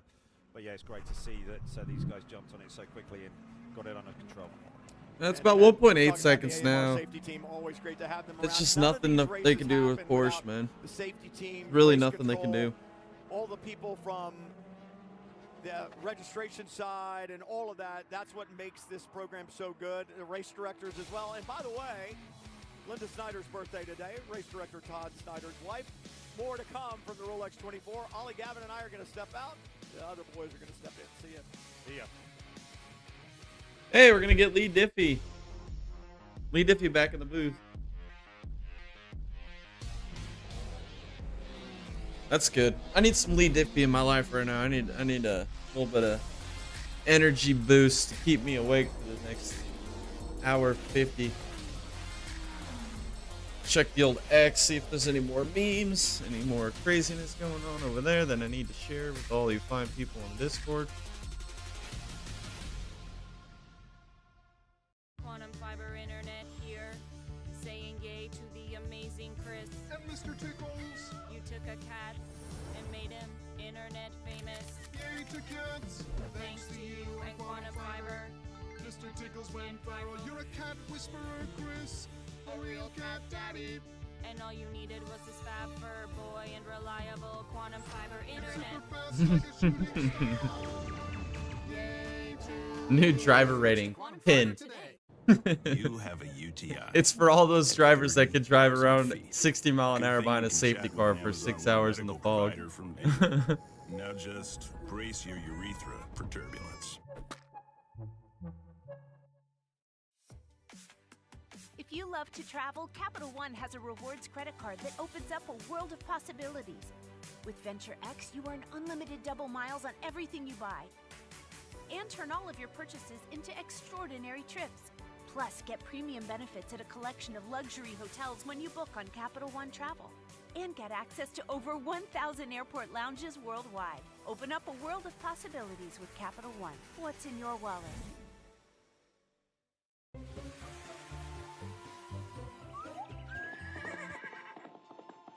Nothing new, really. It's done. Yeah, we used AI. If we're gonna do a Not partnership, a whole lot of new stuff we'll just going tell on people the X it's there. really Just good. same old, same old. That's good. Write it down. Come on. Write it. Racing to the end of the Rolex 24. Elite Iffy's back in the booth. To Brian Till and Ollie Gavin. Great Now we're fellas, 52 thank to you. go. They'll be eagerly watching the closing 1 hour 52 minutes. Should be rotating back to Townsend Bell with you. Kevin Lee and Matt Yoakum. rotating back to NBC. Lee Diffie, Calvin Fish, Townsend Bell in the booth. The dream team. Sun shining, temperature rising, no more sign of fog, and the conditions are great for us to enjoy these closing moments. And will we be in for another thriller? What will transpire over this closing period of time? Well, one thing is for sure. There is only one team to beat out there for overall victory. Oh, of course. It's Porsche. Penske Motorsport. The team Dominating. between the number 6 and the number 7 have led 71% of the laps in this That's race thus nuts, far. man. That is a dominant performance. It certainly is, and when you look at the fastest lap of the race, that was laid down by the 6 car earlier in this race. They're the only team to dip into the 135 range. We see one of the That's just races in illegal. GTD contention here. They took him out to the woodshed, man, and just absolutely beat the shit out of him. Freaking took him behind the woodshed and old yellered their ass. Yeah, they still had about 25. That's a beatdown. Left, so the 96 Turner BMW did not have to come in, but I think the thinking for Will Turner and the gang is the window is open to get it done on one more. They're in the same boat as everyone else. They all need to do 2 stops remaining. So now they have to hope that the others that don't need as much energy and fuel the next time around, that the cautions work out at the right time, and maybe they cycle back up to the front if the caution comes out at the proper time. I Very don't know. much in the mix. Even AO Racing, I'm gonna miss out on every single one of my picks. It was looking good, like I was gonna hit 2 of 4, or maybe even 3 of 4, and then all of a sudden, dude, just falls apart. Say in, I don't know, about That's 30 endurance minutes or so. racing, That's man. a nice 30-minute window, Cal, for a full course caution to come out. If that were to happen, the 96 would cycle straight to the front on the same strategy. Yeah, and I don't think those other cars, even though they had a lot more energy on board, I'm not sure they can do it on one more stop without some help for energy. So They need 2. They need 2. Yeah. But a caution, they got a nice window for a caution, does Turner, and they've figured strategy out for years in GT racing. So many wins with this great organization as their Well, we'll see. maybe to cover. That is Turner last year was an the absolute 57. disgrace. Drudy at the wheel, so I think Turner now has set the bar. If you want to cover yourself against Absolute the caution, you better come disgrace. to the box now, and that's And the what they're doing. 27, if they do this right, they could leapfrog the 96. They should be on pit lane a little less time because there's less energy going on board. Yeah, let's see how they do here with the stop, because it's not a full fill, so this puts extra pressure on the tire changers. Watch the fueler there, left side of the car. Does he pull before the tires are done? Left front is done. That's a good sign. No, they're gonna fill Left that rear fucker full of almost fuel. done. Car drops. There's the fuel. That is a perfect stop for Heart of Racing. Meanwhile, top box. This is the fight for second overall. And in Come on, GT, Bamber. BMW WRT, that is Sheldon van der Linde. The red car you see in pursuit is New Zealand's Earl Bamber. That Cadillac Racing Wheel and Action Express car is starting to close the gap. They are both on identical strategy. Both have identical energy left. So this is a one-on-one fight for second outright, with the second BMW not too far behind with Philip. Come on, Bamber. We need Bamber to get by right here. He's trying to become just the second man to win all of the global 24-hour races. Nick Tandy, of course, got that record last year. Earl's trying to match him. But more importantly for this group, Whelen Engineering Cadillac Group, they're trying to keep that momentum from finishing off the season on a high in 2025 with a big win at the Indianapolis 6-hour, winning the Motul Petit Le Mans 10-hour race. And just keep that ball rolling. He's They're quick. strong there. That penalty there to serve after the fog by blowing through the red light at the end of pit lane during a caution period. But they've recovered nicely. Peter Barron working his magic up on top of the box with the strategy to get them back in the game. Whoa, that was a close one. Domino effect, Townsend. Yeah. 44 Magnus Racing. The leader in GTD is on pit road. Almost hit the pit entry bollock or whatever. The strategist there, one of the sharpest brains on pit. That's a good looking car. Not gonna He lie. knows all the tricks. He knows what he's got to do to cover the other teams off. Let's see if they can match the 27 Aston Martin that just had a flawless stop. They too will be looking for. They're gonna go fuel. full fuel load for sure. So a little more than half fill. Going to be about probably 23, 24 seconds. So again, the tire stop critical. Things looking maybe not quite as snappy on the rear here with the tire change, but they do get it done. The gun comes off. See if they drop the car to speed up the fuel flow. It looks like that's going to take longer. And there it is. 27. That wasn't a bad The question stop. is, where did the 27 blend back out with the 96 ahead there? So There he is. He's on the front straightaway, just crossing the stripe. 44 car's got to get up to speed. Nicky Team still behind the wheel. It's going to be a critical few corners here. Here comes the Aston Martin. Yeah, that's the Martin's gonna get him for sure. Comfortably so.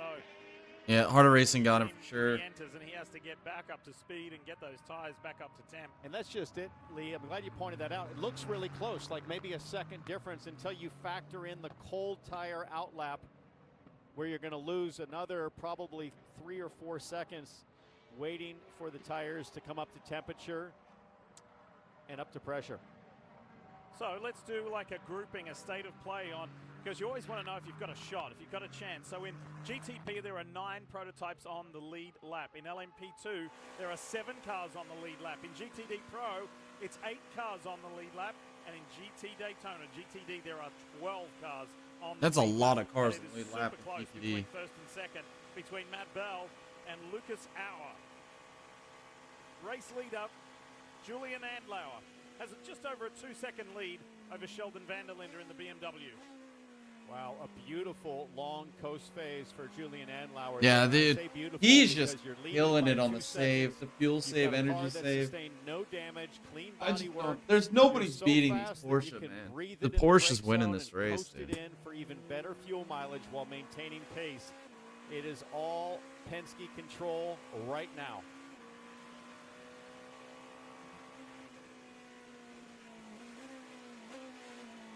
Got that 2-second buffer. That just gives you a little bit of freedom. Doesn't force the issue as much with someone right on your tail. But that can go away through a couple of corners here with these GTD machines. They roll pretty good apex speed. Acceleration between the corners. This is a Obviously, freaking big advantage beatdown. of the GTP hybrid power. Absolute beatdown by Penske Porsche in this 24-hour race, There's the man. speed differential, about 30 miles an hour delta. This up on reminds the me of high banks. Ferrari. Like, was it 2 years ago at the Rolex or at the Le Mans? I mean, I know they've won the last couple, but it was 2 years ago at Le Mans when they just put the beat down on the field. Data. About a second gap between releasing the throttle, coasting the car, and then a very gentle finessed brake pedal. You'll see the same thing into turn 1. Andlauer doing a great job, 33% energy remaining, which should get him to that hour 30 mark that I think you're going to need before you make your second to the last stop in GTP. Just watch and listen here, 200 miles an hour, look at the lift. No brake yet, then comes the brake pedal. That's how you save mad fuel in sports car racing. Blomqvist down pit lane versus the GTP runners. Pits out of 5th. Bamber's still trying to challenge Vanderlinde. Into this Rolex 24 with everything that's transpired, with the weather, with the fog, with the individual battles. T-Bell, you still Bamber! so disciplined. so self-disciplined. Action Express up to P2. Come on, Bamber. Get her done, son. Get her done. Let's go get that damn Porsche. Get them damn commies. For Bamber, the pace is excellent. The only concern would be Cadillac thinking about that comprehensive failure to Ricky Taylor's car. The Wayne Taylor program. Nah, we're good. Up in flames earlier. Nah, they're running good. Trying to figure out, is there anything we can do as insurance for the 31 and the 40 to make sure we don't have another car go out in similar fashion? While we look at Earl Bamber now in second place, let's remind ourselves that this was the car that was put on pole position by Jack Aitken. Then it got stripped of the pole position for being slightly outside the bounds in post-qualifying tech. It worked its way all the way up from the back of the field into contention, only to get a penalty after running a red light on pit lane at 3 o'clock this morning. Got sent to the back. Yeah, that was devastating. That was devastating. And they got themselves back on the lead lap, and now they're less than 3 seconds from the lead of this motor race. Extraordinary comeback. I mean, it's a great comeback, but it's not as good as what CrowdStrike did. LMP2 leads that class. Preining in the Manthey Porsche in the 911 leads. And then Lucas Auer, the Winwood Racing Mercedes, leads GTD. Make the switch. We'll see you on NBC in just a moment. Oh, they're putting the last hour 40. Your mental health is better. But having uncontrollable body movements called TD, tardive dyskinesia, Oh man, this is great. can feel embarrassing. Got an hour 40 to go. About treating my TD with Bamber has moved the Action Express up into P2, boys. We got a chance. There's a chance, man. Windward's leading in GTD, so it was looking pretty freaking bad. Looking pretty despair. Thoughts or actions in patients with Huntington's disease. Call your doctor if you become. And it all comes back together, man. It all comes. I know what I'm talking about. I know what I'm doing on here. Reactions like sudden, potentially fatal Don't question the process. Most common side effect and heart rhythm problems. Know how Ingrezza affects That's you all before I'm saying. operating a car or dangerous Don't machine. question the process. We always get the results. It just might not be pretty. Shaking, stiffness, drooling, and trouble with moving or balance may occur. taking control starts with asking your doctor about Ingrezza. Demola here, CEO of Red Lobster. We love the fact that our new seafood bowl has made you so happy. That makes us any new happy. updates? You cracked, you dipped, and when you asked for more options to turn up the heat, we delivered. But we're not stopping there. It's a new seafood boil flavor drop, just in time for the holidays. Try new lemon pepper. Not really. Go wild with all Not flavors really combined anything for good, one man. unforgettable experience. You keep commenting, and we'll keep cracking. Real change, real happiness, Red Lobster. What are you doing up there? Oh, I'm just posting the number of visitors to the Homes.com network this month. It's become the go-to home shopping site. It's got another 14,000. What? Gotta go back up. Homes.com, the place to find a place. As long as elephants still fly and heroes assemble. As long as the night shines bright with joy. This is 73 on the side of the hugs warm our hearts. As long as we have each other, anything is possible. We're both princesses. The moment we enter our happy place. Join us for the 70th celebration. Yep, the NBC broadcast begins. There's the music. Dude, F1 has good pre-intro music, but IMSA, this is mint. IMSA has great music. From America and all over the world of various disciplines. Yes, AJ Armandinger is here. Jordan Taylor, both domestic and international stars. They have this one marked on their calendar because they all want to be known. Under the hour 40-minute mark. NBC Sports welcomes you. This is the distance of Long Beach, basically, left. Here at Daytona for the 64th time. It's also the opening round of the 2026 IMSA WeatherTech Sports Car Championship. Yes, track is bathed in sunshine, and it is quite uncharacteristic, really. It's a 79-degree day here. We know most of the country, a lot of the country, is facing adverse weather conditions, and we're thinking of you. Be safe, be smart, and make sure that you're hunkered down to battle those conditions. Here, we hope we can give you some relief from that and some enjoyable viewing in this very entertaining event that is massive, and it's been very entertaining already. Hi folks, Lee Diffie, along with two guys who have won this event, by the way, Townsend Bell and Calvin Fish. We're ready to go. This is what we wait for this last couple of hours. The sport's biggest day, Lee. It hasn't disappointed so far. The global all The best broadcast team in the business. Lee Diffie, Townsend Bell, Calvin Fish. I'm telling you, there is no better broadcast team. First quarter, a lot of fumbles, a lot of chaos. Second quarter, the team started to get into their rhythm. Third quarter, there's a delay of play with the fog, and now they're down at the fourth quarter. And this is where the All-Stars will get the controls of these race cars. AJ Allmendinger is in this race once again for the first time in 5 years. If we reflect back to 2012, this is how he had to get in position. There are hours still to go in this race. This is Argy Bargy at 200 miles an hour with Alan McNish. And then the final play of the game. This is the final few moments of 2022. Two of Porsche's very best, willing to run over one another to get their car to victory lane, Townsend. This is what we're going to take here. Yeah, that was iconic. Felipe Nasser, part of that winning squad on that day.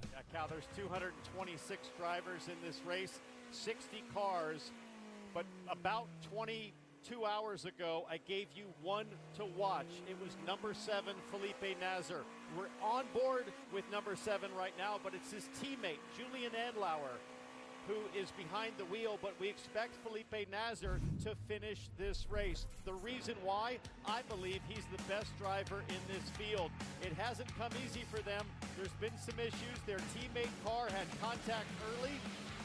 The number 6 had to get repaired on the side. Oh, they did get footage of the contact for the side on the 6. Penske's the 6 and the 7 at the front of the show. And it's really the tale of two different mentalities behind the wheel. Kevin Estra was behind the wheel of the 6 when the contact. And the Valkyrie goes a lap down. Kevin Estra might be finishing. Oh, never mind. This is the 6. Felipe Nasser. Nasser, a little bit more experience. He's won the last 2 races here overall. He has a chance to go for an amazing 3rd win consecutively. But the 6 is the hard-charging car right now, driven by Laurent Vanthoor. He's been pushing really hard to catch up to the number 7. I expect it to be Porsche Penske. They're breaking the whole race down as if like people have never seen it before because it's on NBC now, and I think it's some people are tuning in. Sports Car Championship, there are 4 different classes of car racing on the track at the one time. We started with 60 cars. The attrition rate hasn't been too bad. There are 9 retirements at this stage of the race. So, for those of you just turning on, let's get you up to speed on what happened so far, and a crazy opening lap. Yes, this is lap 1.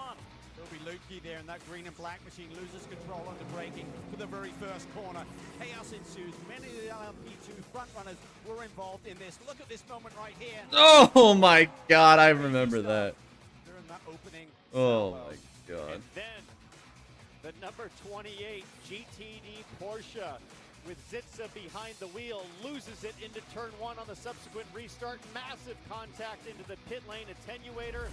He was assisted by the AMR team, but checked and released from the infield care center. Then a moment for the 93 Acura from Meyer Shank left front. We thought it was a tire. It was more than a tire. Yeah, after a pit stop there, wheel comes off the race car there to drag that car literally back to pit lane. You can see the conditions less clear. Well, at 12:45 this morning, East Coast time, the fog really set in and produced the largest portion period in the race's history, some 6.5 hours. But T-Bell, early this morning, we got back to green. Yeah, hour 18 getting after it. This is what 3:11 a.m. looked like. Visibility impossible. Yeah, it was for the nuts. spotters in race control, but this penalty during that fog for the 31 Cadillac for ignoring a red light at the end of pit lane, it was costly. They still, however, are on the lead lap. In fact, running second now. Big drama here for one of the front runners all day long. The Chevy Corvette, Antonio Garcia, 6-time champion behind the wheel. Rear suspension failure, car back to the garage. They are out of the hunt for a victory here today now. And most recently, the favorite for the win, the 7 of Porsche Penske Motorsport. That was the highlight for hour 22, was just a pit stop by the 7. What the fuck? Quarters of the laps You can't make this shit up, man. That's how, like, this race has been better than that. Like, it's not been a terrible race. Yes, we got robbed out of 6.5 hours of fog, but in the nighttime, but it's not been a bad race, guys. Like, it's not been bad. Between first and second overall and in GTP. It's a little bit broader than that. In LMP2, Alex Quinn leads over Tom Dillman by just over 15 seconds. Dan Harper and Mario Engel in GTD Pro, that is less than half a second. And in GTD, it's a little more comfortable, just over 7 seconds between first and second. Lucas Auer and Danny Famal. Yeah, it's going to be really tight. It's going to be a thrilling finish. It always seems to shape up that way, Townsend, but I think with that long caution we had overnight, everyone has now got plenty of Michelin tires to play with. It's going to be an all-out sprint to the finish. No compromise in your strategy and your equipment. It's all about back timing this race. That's what many of the top teams are doing already. We're gonna get close to some pit stops out of GTP here real soon. 78% say yes for Penske. Yeah, now you're starting to get to my level. I'm on the 22, or I'm on the 20% denial right now. I want freaking Action Express to win so bad, man. I just don't see it happening. There's just no way. The pace of the Porsche is just unrelenting, on top of getting better fuel mileage and energy save than everybody else. What are you going to do? Nothing. There's nothing you can do. You're just cooked. You just got took behind the woodshed, got your shit kicked in. Porsche kicked their ass. Crew members start to dig some of that spent rubber debris out of the air intake on the right side pod of the 25 to keep max cooling, because with every minute, Diff, the sun's getting higher and the track temp and the ambient is rising. So cooling these race cars is even more important than it was in the middle of the night. This is the BMW M Hybrid V8. These are highly sophisticated, hybrid-powered sports cars in many aspects. This BMW gets their pit stop done. Car with a body. These are highly sophisticated. Manufacturers like Porsche, Cadillac, BMW, Acura, and Aston Martin. The Aston Martin isn't a hybrid-powered car, but still races in the premier category of GTP. Let's go back to GTD Pro, because things are getting pretty interesting here. Mauro Engel in the Sun Energy. Did he take the lead? Express Mercedes has yeah.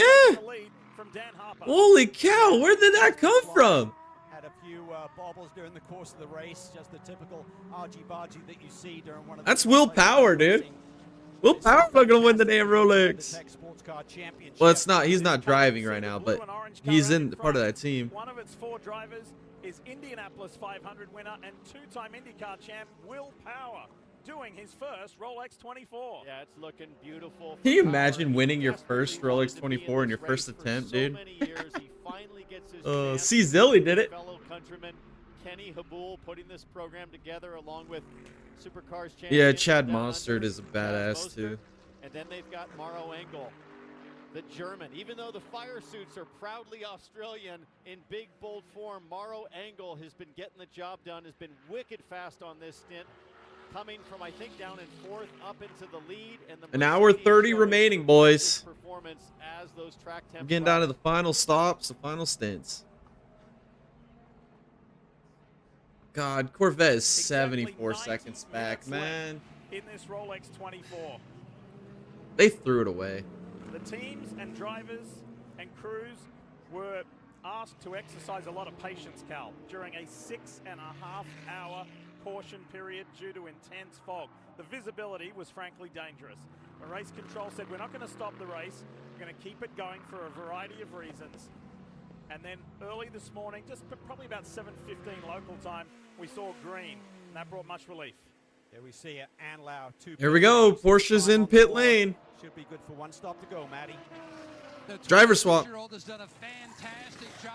There comes the closer, Felipe Nasr. Felipe Nasr slides in. His driver assist grabs the belts, helps get him buckled up. While this team has been flawless, Charles Burrows has his eye on the fuel. And we got a driver swap on the Action Express. Here comes Jack Aiken. Porsche, no mistakes during the stop, but also no mistakes. Aiken versus Nasr. Nasr's the best closer in the game.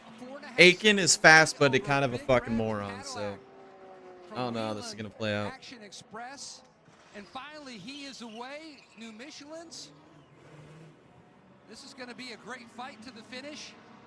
They're still fueling. Come on, send his ass.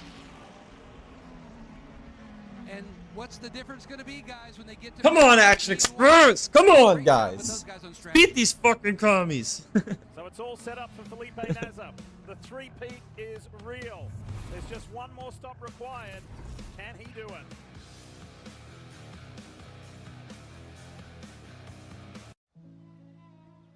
ProPlan believes exceptional. Hour and 28 minutes to go, guys. Fuels more Unbelievable. than the days of your life. Unbelievable. What a long ass race, man. It usually doesn't feel this long, but what made this one in particular feel long was the fact that we had a 7-hour fog delay. Dude, that was rough. That was brutal. Trying to sit through that was brutal. And I tried to make it the whole race, man. That was my goal. I was gonna watch the entire race in entirety. And then I did my typical hour-and-a-half nap like I do in every 24-hour race. I always got to catch that hour-and-a-half nap, and I did. But I was going to avoid it this year. I was going to go straight through it, boys. I was going to go straight through and just do it all night long, you know. But it is what it is. Not every race can be the best. Let's see if there's any more X updates here.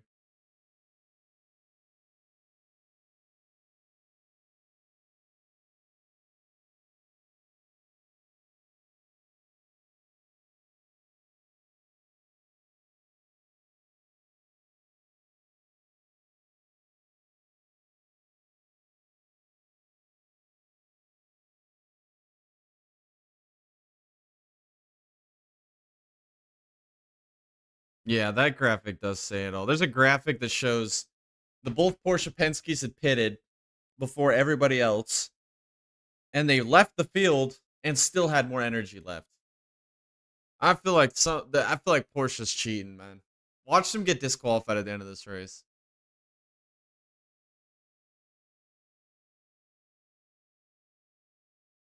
That's just a conspiracy theory, but that's what I do. Porsche Penske. Oh, shoot. I keep it on my head. Porsche Penske's cheating, and they're going to get disqualified at the end of this race. They're not. Oh, man. Tinfoil hat moment for sure. For sure.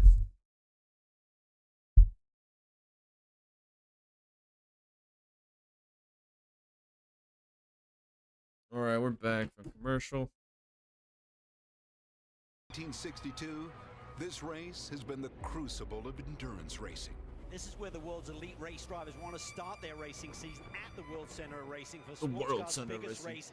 The Speedway is iconic. Steep banks, a technical infield, and a skyline that sees day turn to night and back again. It's a circuit that rewards bravery and punishes mistakes. World-class drivers from IndyCar, F1, NASCAR, and sports car paddocks converge here, all chasing the same prize, the Rolex Daytona. The Rolex at Daytona.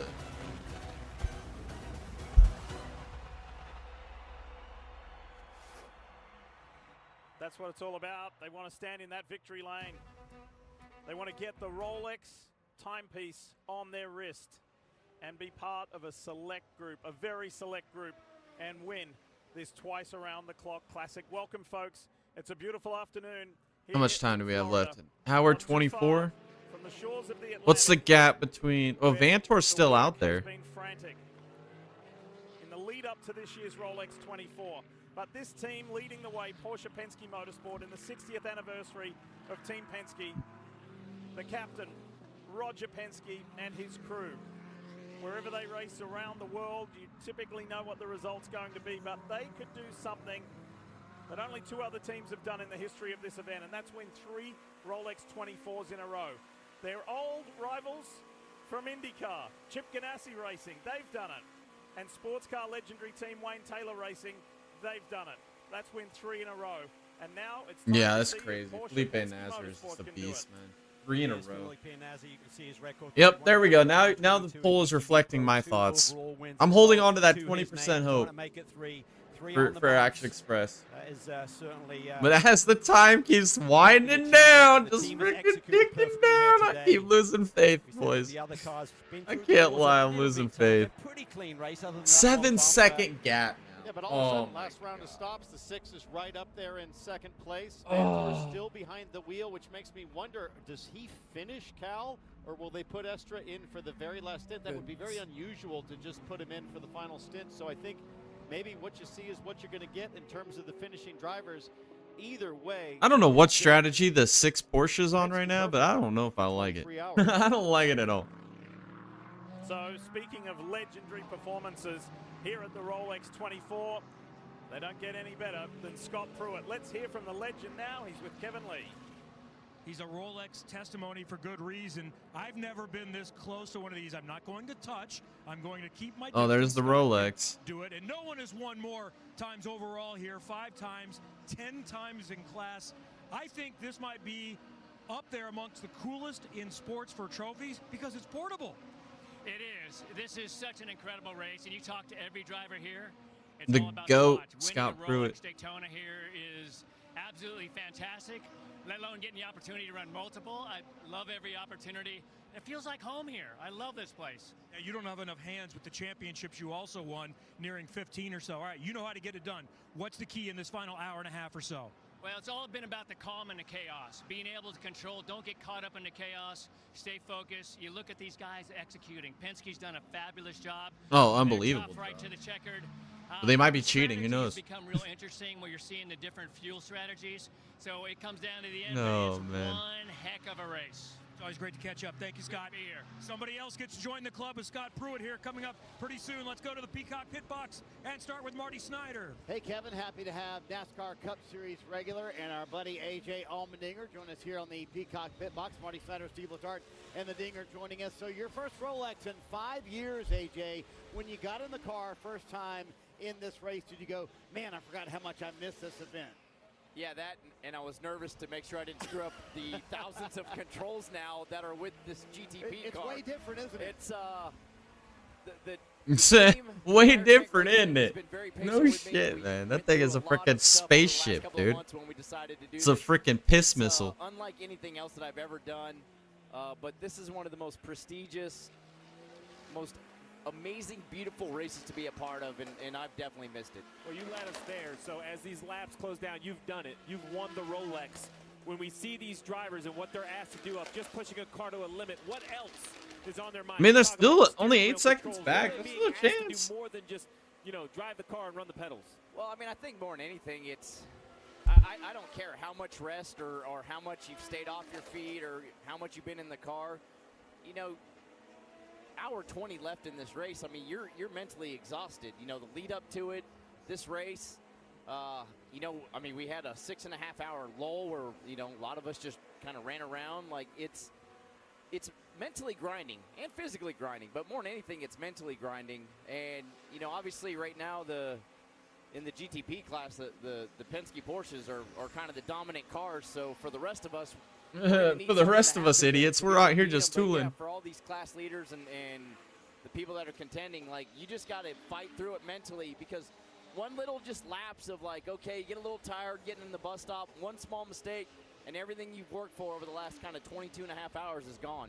So you have the honor of running in the Daytona 500 in a couple of weeks. You also have the honor of having the 16 car in the NASCAR Cup Series. You get to honor Greg Biffle, and I know that was something that was very important to you in college racing. Yeah, I mean, just obviously a tragic and very sad day when the news came out that day. Very fortunate in the sense for us that, at college racing and myself personally, that we get to honor the Biff in the right way, running his number, running the font. Yeah, that is pretty sick. I'm not We gonna had lie. some battles. We had some team meetings that they weren't the nicest things at times, but what I always loved about Greg is there was one meeting we about you know, we're face to face arguing with each other, and then literally 5 minutes later, he's like, "Oh, your car was doing that too?" Like, yeah, I was having the same problem. And so yeah, for us, I hope we can go out there. Your car is doing that too. Feel the honor of Biff and maybe go win the Daytona 500. Yeah, there's no bigger honor than he would see that the door-to-door, the 4.2 second gap to the say, Action though, Express. This 24 hours has Oh, delivered come on. everything. We've seen the wrecks. We saw the. We don't even know who's behind the wheel of any of these sprint. cars. They don't have any Now names. An hour and 20 minutes to go. The driver has to get it right. I assume these are the final drivers. You've been in this position. You want to be in for a couple stints to finish. You don't want to get thrown in for just the last run. Yeah, I mean, it would be shocking unless, you know, maybe the driver that's in the car right now starts cramping or something physically kind of starts taking them out of the race. But, yeah, I would assume that especially the ones contending for the victories, you're going to stay in there. You know, the year that we won in 2012, I stayed in the car really the last 3.5 hours. And, you know, as a driver, you have that rhythm. You have the feel of the racetrack. You don't want – because they've probably been in the car already for at least the last hour and a half. So oh, gap's 3.4 now. To get in the last hour and try to get looks like Nazar's kind of struggling, but Nazar does this. Like, he's just so good at managing a race. Like, it's going to be tough to truly beat him heads up. Yeah, these drivers know what they feel, and I'd be shocked if they get out of the race car. Townsend, go ahead. I believe you have a question for AJ. Hey, AJ. Thanks for joining us again. But you remember a couple years ago we were broadcasting and racing at the same time? My question was just, when you almost wrecked me in turn 2, was that an accident? I distinctly remember you never looking forward and you just blocking the whole time. So it was weird that your Lexus Shade. Shade. Wheels on it. That's how wide it felt like trying to pass you. So I don't remember ever touching you. More than anything, I was just trying to avoid how much you block. So good times, but you know, I guess we kind of have two different memories of it. AJ, thanks for coming by. Townsend, have you been waiting all these years to ask that question? Yes. Yes. That's fantastic. Great to hear from the Dinger and good to see him back with Meyer Shank Racing. Hour and 16 left. The countdown continues, and there's still so much racing going on here, like on screen in the Battle GT for the Daytona lead. class. 2 Aston Martins going at it. Magnus Racing chasing the heart of racing. The 27 out in front with Mattia Drudy behind the wheel, and it's Nicky Team doing the chasing. I don't know, man. He's got to make a big move here. That is the closest battle we've got on track at the moment between 2 cars of the same mark. It's BMW for 73%. Hello, hello from Wyoming. DJ Puckett's here. What's up, man? Magnus Racing has Enjoying the won this Rolex? class before. They could do it again. Oh, man. I am absolutely sleep deprived. I've been up pretty much this entire race. But we're grinding through. We got about an hour and 15 left. And holding on to that minuscule amount of hope. Just a little bit of hope that Action Express can pull this off. I don't know if they can or not. I have no idea. I have no idea. Probably not. The people in the poll are getting a little bit more optimistic. They're not going to do it, Porsche. So maybe I got to start believing in the chat, because you guys are definitely steering me in the right direction on a lot of picks. Although I watched Corvette throw it away. That was my pick in GTD Pro. I can set up her college that fund. sucks. And then obviously AO Racing with the 99, LMP2. They've kind of screwed it up a little bit. Does somebody need a nap? Yeah, we've been watching it. Invest It's your up way till with 2 a.m. My moderate to severe Crohn's symptoms got me out of the picture. Now I have Skyrizi. I slept like the day before the Rolex or whatever. I only slept like 3 hours before the race started because I was so giddy and excited for the race. So I just laid in bed, could not fall asleep. Finally fell asleep. My alarm goes off, felt like instantaneously after I finally dozed off. And I'm up and excited, ready to go. Was up all day yesterday, all day. I even sat. Get this, man. I even sat up through the 7-hour fog delay. I watched the duration of the fog delay. watching them pace around the track for God knows how many hours. I was gonna pull my favorite part of the Rolex is the overnight hours. I freaking love it, man. I think it's one of the most cinematic things in all of motorsports. I freaking love it. You get the IMSA TV with the British broadcast team, like the witching hours, the drama, the survival rate, the wrecks, the carnage, and it got taken away from us. I was just so devastated, man. And then it was like with like just under 7 hours remaining in the race. I finally went to bed for about 30 minutes. Maybe 40 minutes. And then I wake back up and the race is going. And I'm like, holy shit. So I watched that for about another hour and then I passed out for another hour after that. And then woke back up with about 5 hours to go. One guy was in the stands like streaming all night like a trooper.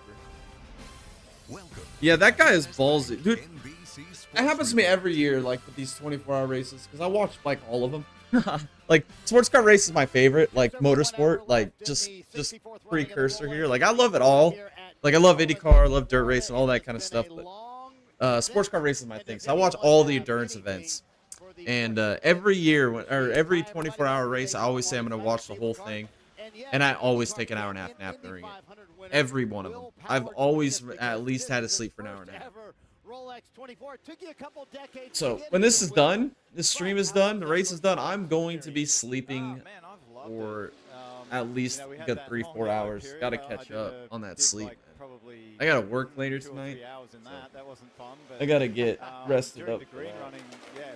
But nonetheless, man, that guy that stayed up and streamed the whole thing like a trooper, what an absolute beast. What a Chad. I want to go camp the infield at Daytona for the Rolex one of these years. I'm excited because in what, 3 weeks time we get the 12 hours of Bathurst. I'm gonna do a watch party for that one as well because that's like one of my top 10 favorite races of the year. I love the 12 hours of Bathurst. I think Bathurst is one of the best freaking tracks on planet Earth, man. Like Mount Panorama, like the visuals, the climbing up the incline up the mountain and then the downhill down the mountain, the narrow tight corners, and watching them GT3 cars sling around there, man, is freaking badass, dude. We need a V8 supercar series in the States. I like watching it. Dude, I freaking love the V8 supercars too, man. I love them too. Only thing is they're always in off season or whatever whenever like the other motorsports are going on, so it always gives me something to watch in off season. But I do love V8 supercars, man. They're freaking awesome. I mean, we essentially do have a V8 supercars in the United States now. It's the NASCAR Cup Series. The problem is these stupid fans don't like road racing. These stupid NASCAR fans with their stupid ideology and freaking mental thought processes. You throw a road course on the schedule and they lose their fucking minds. They lose their fucking minds. They go absolutely mental. And then bitch about it. And my thought process, if we don't have at least 10 road courses on a NASCAR schedule, what are we doing? What are we doing? And then same with IndyCar fans. Like, I'm starting to have a bad taste in my mouth with IndyCar fans. I love IndyCar. I fucking love it. It's amazing racing. But the amount of fans that bitch and whine and moan about the amount of lack of ovals that we have on the schedule just gets exhausting to me. How many do we need? How many ovals do we need in IndyCar? We need like 4. That's it. It's cool we have it every once in a while. Like Indy 500 is freaking awesome. It's just mint. Beautiful racing. Great. Milwaukee, re-adding that to schedules, awesome. Running Nashville recently has been great as a replacement to Texas. And then Iowa's fun. But and maybe a gateway. I'll give you a gateway. But do we need more than that? No! Never! Don't need more of that. We need more freaking street and road courses. We need international IndyCar races, and we also need Rovals. We need to go to like Homestead and run the Roval there. Charlotte Roval. Obviously, we've already got the Roval with Indianapolis. We run that one. Kansas has a badass Roval. I don't know if you guys watched IMSA back in like 2010, 11, and 12. We had the Kansas road course. It was one of the best freaking races that we never came back to. Like, come on now. Come on now. I'm just spitting facts right now. I'm on my sleep-deprived rant and tirades right now. That's all I'm on. Willpower is in the booth. Currently, his team is running second. Will Power in his first ever Rolex 24 looking to win. It's pretty badass. Hey, the top 3 in GTP are within 2 seconds of each other. Earl Bamber, or I think it's Bamber, by the way. It might be Aiken. They can't throw the cup cars around like the actual vehicle. No, exactly, they can't. But the thing is, this cup car is dog shit. Let's not lie. Let's not sugarcoat it. This cup car is dog shit. The worst cup car they've ever designed. And I will live and die on the hill that the COT was the best cup car of all time. Love it, hate it.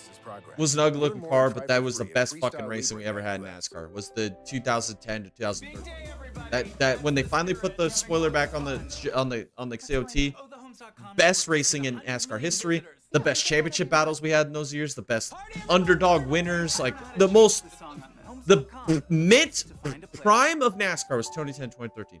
And these next gen cup cars are dog shit. They suck. They're good at intermediates. That's about all they're good at. And road courses, what they were designed and built to do. And so what does NASCAR do? Let's go to less fucking road courses. Makes zero fucking sense. Put sequential shifters in these cars, independent front and rear suspensions. We put rear diffusers on the car. We built an underbody designed for road courses. For the 70th celebration. And we're running fucking Daytona, Atlanta? Get Atlanta off the schedule. It's the worst fucking track, dude. It's terrible. I hate Atlanta. I think new Atlanta, old Atlanta, was my favorite track. Minus maybe Darlington. I love Darlington. Still love Darlington. But we reconfigure, repave Atlanta, and now it's the worst track on the schedule. And I go there twice a year. Give me like 0 Atlantas and give me a Portland. I live 6 hours from Portland. I go to Portland for the IndyCar and Xfinity races. Like, I love Portland. I mean, the city's dog shit. Don't get me wrong. I only go there for the race, and I get a hotel right next to the track, so I don't have to go visit Portland. But like, that's like my home track, man. Like, I want more Portland. Get rid of Atlanta. Let's go run more Portland. And Portland puts on good races, man. Cutting horsepower killed the race. Yeah, that's what I'm saying. The COTs, heavy cars, really hard to fucking drive, and a lot of power. And they didn't have all the integrated downforce that these cars have. They didn't have the rear diffusers. They didn't have the underbody. They had traditional front suspensions, rear suspensions, traditional gearboxes. Those were amazing race cars. That's like when I think of a NASCAR, a stock car. That's what I think of. Gen 6, or the not Gen 6, Gen 5 COT, 2010, 2013 with the spoiler. These new cars have no power. They've got so much downforce, so much initial grip. I mean, the size of the tires are like that fucking big, man. And they don't wear. It's dog shit racing. I've fallen out of love with NASCAR completely. Like, I've used to love it. But over the last like 3, 4, 5 years, I've just watched less and less and less and less and less and less NASCAR. I just can't watch it. I can't watch it. It's just so bad. It's just so bad. Like honestly, when I get to on the weekend, when there's like F1, IndyCar, like all these motorsports going on at the same time on the weekend, I get up early, watch F1 races. I love them. I'll watch the IndyCar race, and then usually I tune out for the day. I just can't stay in NASCAR. More power, smart tires would be interesting, or at least more power. No, we need the first step. We need smaller tires. That's our first step. We need to make these cars harder to drive. Second, we need more power, and I think we're going up to what, 750 this year. That was a great battle between those Aston Martins. Holy cow!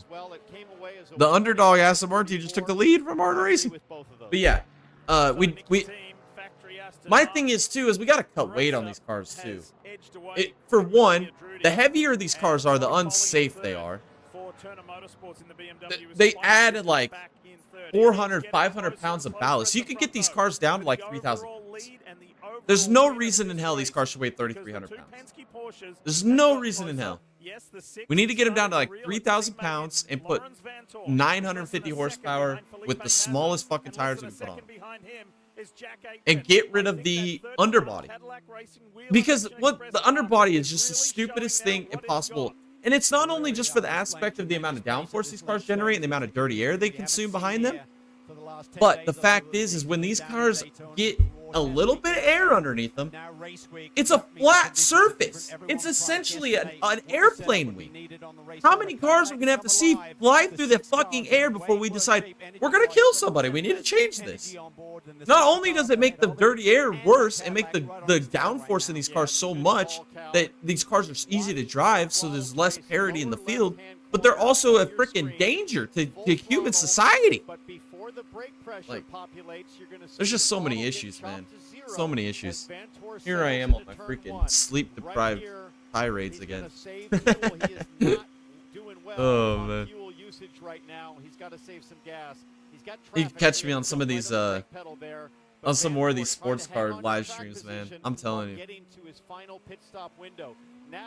I've been wanting to do this, but I just know I physically and mentally would not be able to handle it. But I want to do a full 24-hour stream. Like I obviously couldn't stream all 24 in one go, but I would have to do like 4 different 6-hour segments for like the 24-hour Le Mans. I want to do that so bad.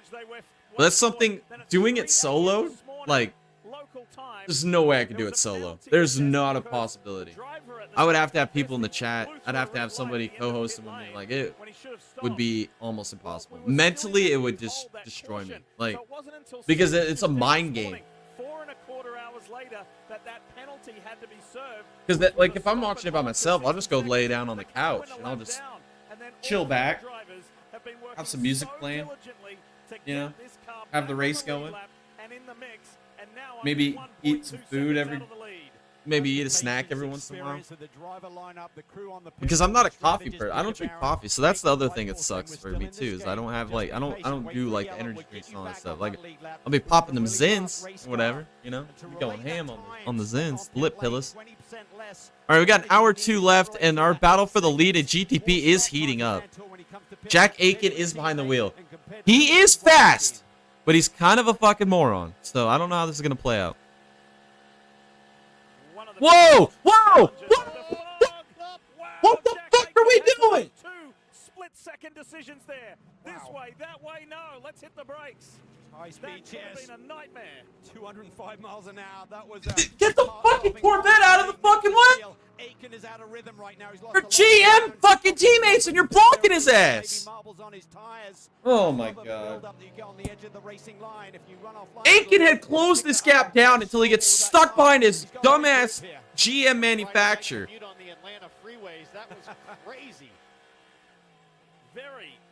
It's over, guys. It's cooked. In the ATL, but that just shows you, that underscores what multi-class racing and endurance sports car racing is all about. You've got to make the right decision at the right time, employ patience. That just pisses me off, man. Just split-second decisions and the right decision. Now he's got to build all that momentum back up. Aiken was on the back foot, now he's got to get back on the front foot and catch the 2 Porsche Penske's. Basic rule of thumb in the cockpit. If you stop breathing, he's flashed and he's gonna go by. Aiken would have seen this and then dive into the brake pedal, pull the parachute, regroup, and wait for a higher percentage. Just because this stupid freaking Corvette had to be in the way, man. How tight it was there through turn 2. I think that's where he got his tires dirtied up. Here's the moment again, just incredible. There's a 30-mile-an-hour speed differential between the GT classes and these hybrid machines for the GTP class. Watch here how he gets pinched a little bit. What the hell just popped up on my screen? Time lost, and he had to make another split decision and bail out Oh. twice in a row. Yeah, The hell? That was weird. I don't think the V8 supercars are around 3,000 pounds. I think. Oh yeah, they are. Yeah, they're exactly 3,000 pounds, 650 horsepower. They used to have way more power, but everything's kind of reducing power. But it really what it comes down to is it's not like the series wants to do that. And they always make up the excuse of cost savings, which it's really not. What it is the manufacturers don't want to fork out the money to build these high power motors, because really it's kind of a niche thing. Like, they're not selling these motors to the market, the public consumer, right? So what it is these manufacturers don't want to put the money up to make these niche motors that are only going to be used for these specific racing series, which is at the end of the day, it's a net loss for these companies to make these motors. So they always say it's cost saving to the teams, but it's not cost saving. It's cost saving to the manufacturers. It's what the manufacturers want. So that's why we always have to reduce power. Like it or love it, it just is what it is. Unless we get these billion-dollar investors and Saudi Arabian oil companies and Israeli or Denmark or what is it, Switzerland, Swiss bank companies buying into freaking motorsports, you know, we're gonna be stuck with reducing power and power. That's why I like sports car racing with this new GTP Pro or GTP hypercar platform, because there's essentially two different style of mindsets you can go in building these cars. Each manufacturer has an option. You can go LMH, which an LMH car is each manufacturer designs and builds their own chassis, and then they build and design their own powertrains. Or you can go LMDH platform, where you can have like Orica, Dallara, Ligier. To tell you the truth, I'm missing we could take or leave the extravagance. The attention. I'm missing one. Riley. You can have them all build your chassis, and then you can build your own powertrain. Or you can even go a third route, which is kind of a hybrid route of it, which is the van wall way, which is customer purchase, where you have another manufacturer build your chassis and build your powertrains and power units for you. So there's so many ways like that you could do it. Like we can see the Valkyrie naturally aspirated V12. It's only non-hybrid car on the grid, you know, and it just sounds sick as fuck, you know. And then you obviously have all the V6 power units with the hybrids, which is what Acura, Porsche, BMW, Ferrari, all these teams run. But Ferrari is an LMH where they build their own chassis and they build their own cars. While a lot of the guys in IMSA, like Porsche, they're all LMDHs, so they all have pre-built chassis from like. I think most of them are like Orcas or Dallara, mostly Dallara. Because really what they are is it's just an Indy car with a body. That's all it is. In their own BOP'd, unrestricted motor powertrain packages. Look at dirt, late model, and sprint car engines upward of 80,000 more power over 900 horsepower. And get tested before each injection. If you think you were exposed to I agree, but the money, it's the manufacturer. It's the manufacturers. It's all it comes down to. That's all it comes down to. The manufacturers do not want to spend the money for a niche motor. It is what it is. And you can buy good motors like for like short track racing. Like a lot of the asphalt motors, like you could buy a good quality motor. It might be lacking in power, but your reliability goes way up for a cheaper price. Because I've got the LS3 525 in my late model, or in my not my late model, in my modified, and it's lacking power against a lot of people we race against, but our tracks are so small that it doesn't matter how much power you got. It's all coming down to the amount of tire save that you have in a lot of these races. So because we run them tiny little tires, man. It's fun to race too. But yeah, the reliability on the motor, or a motor will last us 3 years, when these guys that build these motors, they got to buy a new one every year, and they're spending 40 grand for them. So, it's all philosophy. It's all your mindset, I guess.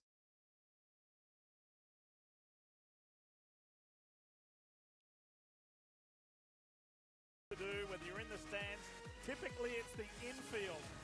I don't think it's a manufacturer issue. We just got a note from Frank Kelleher, the president of this world-famous that's where my brain goes. I don't think there's any other way around it. I don't think NASCAR's sitting there saying, "Oh, we need to run 700 freaking horsepower or 650."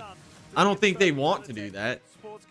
But to be able to accommodate the manufacturers, they're gonna have to do that, you know, because Ford's not gonna go spend $1 billion to design a motor for 950 horsepower and spend all that money and investment just to sell it to what, 8 teams that run them in the Cup Series, you know? And that's only purpose built it's gonna be. I don't know. It feels like financially unsavvy for those manufacturers to do that. But it's brand new because of this. And Racing the Ferrari for position, probably not happy. oh, Rexy just got the front end ripped off his car. He's doing stupid aggressive with the Ferrari. Frustrations and loses those beautiful Rexy teeth in the process. Oh! Philip Ellis putting the pressure on Robbie Foley. Was that the 13 car that? And then the Turner just dumped the guy. I think it was a different car. They had to put a nose cone back on Rexy. Behind those two, so I'm not sure who Robbie got into and turned around. Wow, there. Rexy, dude. The turn 5 hairpin. Not happy. Meanwhile, Tandy's back at it. And back to where he began in GT cars. Well, we got 53 minutes remaining. With some work to do. Still in the top 10, but playing catch up. So in this class, which is GT Daytona, Dude, Rexy Pro, just ripped GT old front Pro, end off that you'll car. see the red wing end plates, The Sun red Energy numbers, car is freaking red beautiful. mirrors. I'm not gonna lie, that's one of the most beautiful Delineates race that cars class, I've ever seen. designates that class from the green. And I'm really not a fan of blue race cars at all, but this car is glistening. Power talking about it. Along with his teammates Kenny Habul and Chaz Mostert, they've put this Mercedes AMG in the lead of the class. Now, energy remaining. That car is so sexy, doesn't man. put them in God such a damn. positive light. It kind of favors the car in second, and Dan Harper and some others. That'd be cool, man. Will Power winning the Rolex in his After first facing attempt. some challenges overnight. Here we go. We got pit stops. The leader in GTD is down. Going to be stationary on pit lane a lot So is longer Tower than the Motorsports rest. in the LMP2 class. 30% different, well, 25% difference. That's Dude, gonna be CrowdStrike the deserves longer comeback field, of the and that's about race, gap man. they have. They So were it's wrecked gonna on be lap really one, tight to turn see the one. 44 car pitting Went for laps GTD down. lead. They're Another on the lead number to get to the with finish 52 without minutes to needing go. another stop today. Dave? It's unbelievable. It's That's right, unbelievable. About 54 to 59 minutes was the number we received this weekend, and so they are just below that. Nicky Team will stay in the car, having such a good pace here that they want to keep him behind the wheel, make sure he takes his Aston Martin. I wonder if Wilner went home. I thought Wilner was going to be a pit reporter at the end of this race. Wilner, I'm not going to lie, kind of saved the nighttime hours. Great performance here. Magnus Racing. Him and Amanda Busick, man, they went ham, giving us all the stories. Probably felt this race was easy at that point of their career, and they realized what a challenge this event is.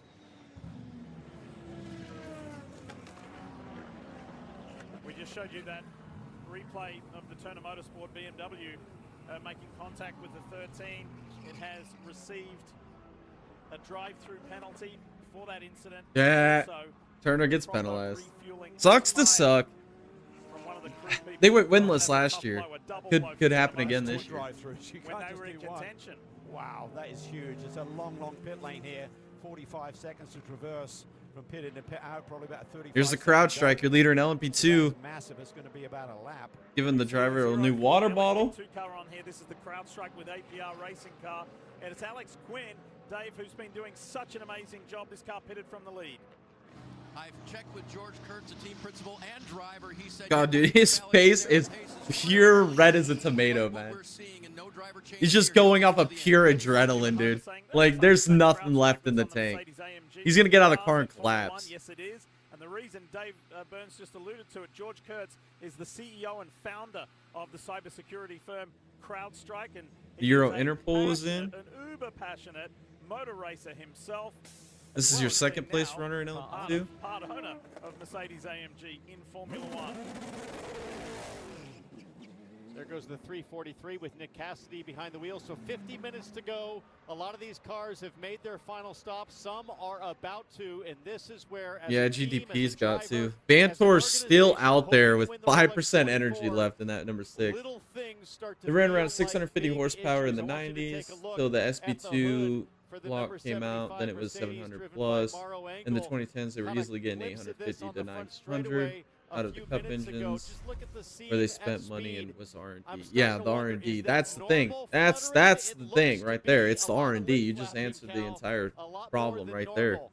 Could It's that the be an R&D. issue with the hood 100%. release? That would almost certainly, if it They possibly basically just forced assemble the motors now. They driver don't do a lot of to R&D. come and fix it on pit lane. When I lived in So Mooresville, I even knew when people that things worked for firmly under Roush Yates control, the engines, and they smallest literally little just change assemble can motors. really That's raise really all they do. temperature on the The pit box. platform's designed. Getting back They to just that would pit just stop of assemble the motors. 343. I think that's just outside the window to get to the finish. We were seeing numbers 42 to 46. They weren't in that, developing range anything. It's for not the like LMP2 sports car racing where they're machines. just continually We're above evolving that, and so they need a little bit updating. of help. They've got to try and save fuel as best they can at the beginning. They've of this stuck with heat the for Nick platform. Cassidy, but Ideally, they need And a lot of it just comes down to the stubbornness to stay with this modern V8 package. Really, me and Tom have said this for a long time on this channel, and people have said we're idiots and morons, and said you guys aren't true stock car racing fans and all that bullshit. But the best way for NASCAR to go is V6. Build a V6 hybrid power plant, and we could run them all off of computers. We could tune these things up and tune them, or detune them, whatever you need to do. These cars, they would be able to produce way more power. They'd be way more cost efficient, and honestly, they'd sound better. So that's just my thought process. Jonathan Duguid asked Lawrence Vantor, "Are you good to finish?" He said yes. But people hear, "Oh, V6, that's a Japanese Asian thing." It's like, no, dude. These Porsches that are fucking kicking ass right now, rolling about 220 down the straightaways here at Daytona, are running V6 hybrids.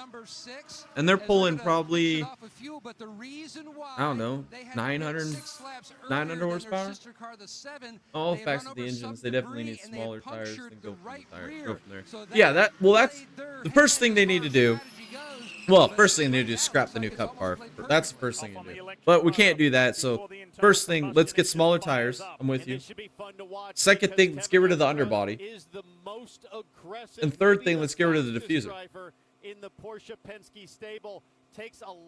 That would fix a lot of your problems right there. That'd make these cars way harder to drive. And if the cars are hard to drive, the racing's better. It's just a fact. You don't hear drivers get out of the car and say, "Man, that was an easy race because the car was easy to drive." No, the best races are the ones where the drivers get out of the car and they're beat to hell and they're worn out and they go, "Man, that car was hard to drive." And then you watch the race and the race is fucking amazing. You got lead parity through the field, good racing on the track, good battles, comers and goers, good strategy. That's the type of racing you like. Strategy racing. Final stops for the GTP cars as we see Jack Aitken, the first on pit road, giving him a water bottle for the final run of the checker. Come on, boys. Does the pressure shift a little bit to the race leader, knowing that those two doing the chasing have already got their last stop done? We'll find out. 7 about to come in. Pressure on. God, I hope so. I hope so, man. Action Express wins this race, dude. I might not even be able to sleep. I want to see Zilly win another damn Rolex, dude. From a NASCAR, they want to be F1. Yeah, well, everybody wants to be F1 right now. That's why I love sports car racing. They ain't trying to be anything different than what they are. And what's funny about it, or what's cool about it, is this popularity just keeps rising. And rising. And rising. I mean, they're packing out Petit Le Mans last year. Was the first time they had a major sellout there. Daytona set an all-time record. The camping in the infield was packed. There was not a single spot left available. Sports car racing just keeps getting better and better, and they don't change from their true identity. IndyCar's trying to chase F1. NASCAR's trying to chase F1. F1's trying to chase F1. Like, nothing. Sports car racing is the truest form left. They are who they are. They have an identity, and they don't change their identity. They are sprint races and endurance races. With sports cars, multi-class racing, they run rotating BOPs. They introduce new manufacturers. They're inclusive to all manufacturers. Your doctor about Skyrizi. And the regulations aren't stupid. Like, nothing's in a box. CEO of Red Lobster. Build something, R&D it, test it, put it on the track and race it. And if you're too good, we're adding weight. We're going to reduce your power unit. We're going to chip you. We're going to do whatever it takes to reduce your advantage. And then you start running too bad, well, we start taking some of those restrictions off. You know? For one unforgettable experience. We don't have gimmicks. And we'll keep cracking. We have true officiating. Real happiness. driver personality in IMSA and World Endurance Championship is at an all-time high. Some of the more entertaining personalities in all motorsports racing sports cars. Not a lot of people pay attention to that. I'm just saying, sports car racing is premier. Warm our hearts. As long as we have each other. And I also love what they're doing with the high limit sprint cars. I fucking love the high limit sprint cars. I think that's one of the best series on planet Earth as well. Join us for the 70th. And Cars Tour is pretty awesome as well. Super late model stuff, or the late model stocks. Biggest issue NASCAR has is the fact that they run mainly ovals. Yep, 100%. That's a fact. There's only X amount of different results, no matter how many of the cars change rules. Running ovals. Yep, 100%. I've said it all the time. We should, a fourth of the schedule should be road courses. Road and street. International. I don't give a shit. We don't need to run Atlanta twice a year. We don't need to run frickin' Martinsville twice a year. We don't need to run Bristol twice a year. We don't need to run Daytona twice a year. We don't need to run Talladega. Well, yeah, Talladega twice a year is fine with me. That's just because I like Talladega. It's a good party. But there's a lot of tracks that, oval tracks, are running twice a year for no fucking reason, man. Like, how many variations of an oval do we need to run? I don't know. It's not like we're short track racing. It's not like that's what we do, you know. And even in short track racing, you have short ovals, asphalt, or dirt. Come on, Aiken. Come on, Aiken. Put that fucking foot on the skinny pedal, you bastard. Get her done, son. Come on, man. Get by them commie bastard Porsches.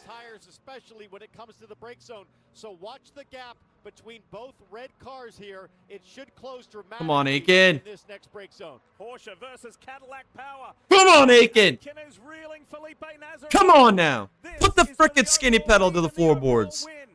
Don't you lift till you see Jesus or that checker flag, you bastard. Come on now. The race is heating up. 42 minutes to go in our top two-word battle. And nose to tail, Porsche has dominated this fucking race. Absolutely taken it to the woodshed. Old Yellered this ass.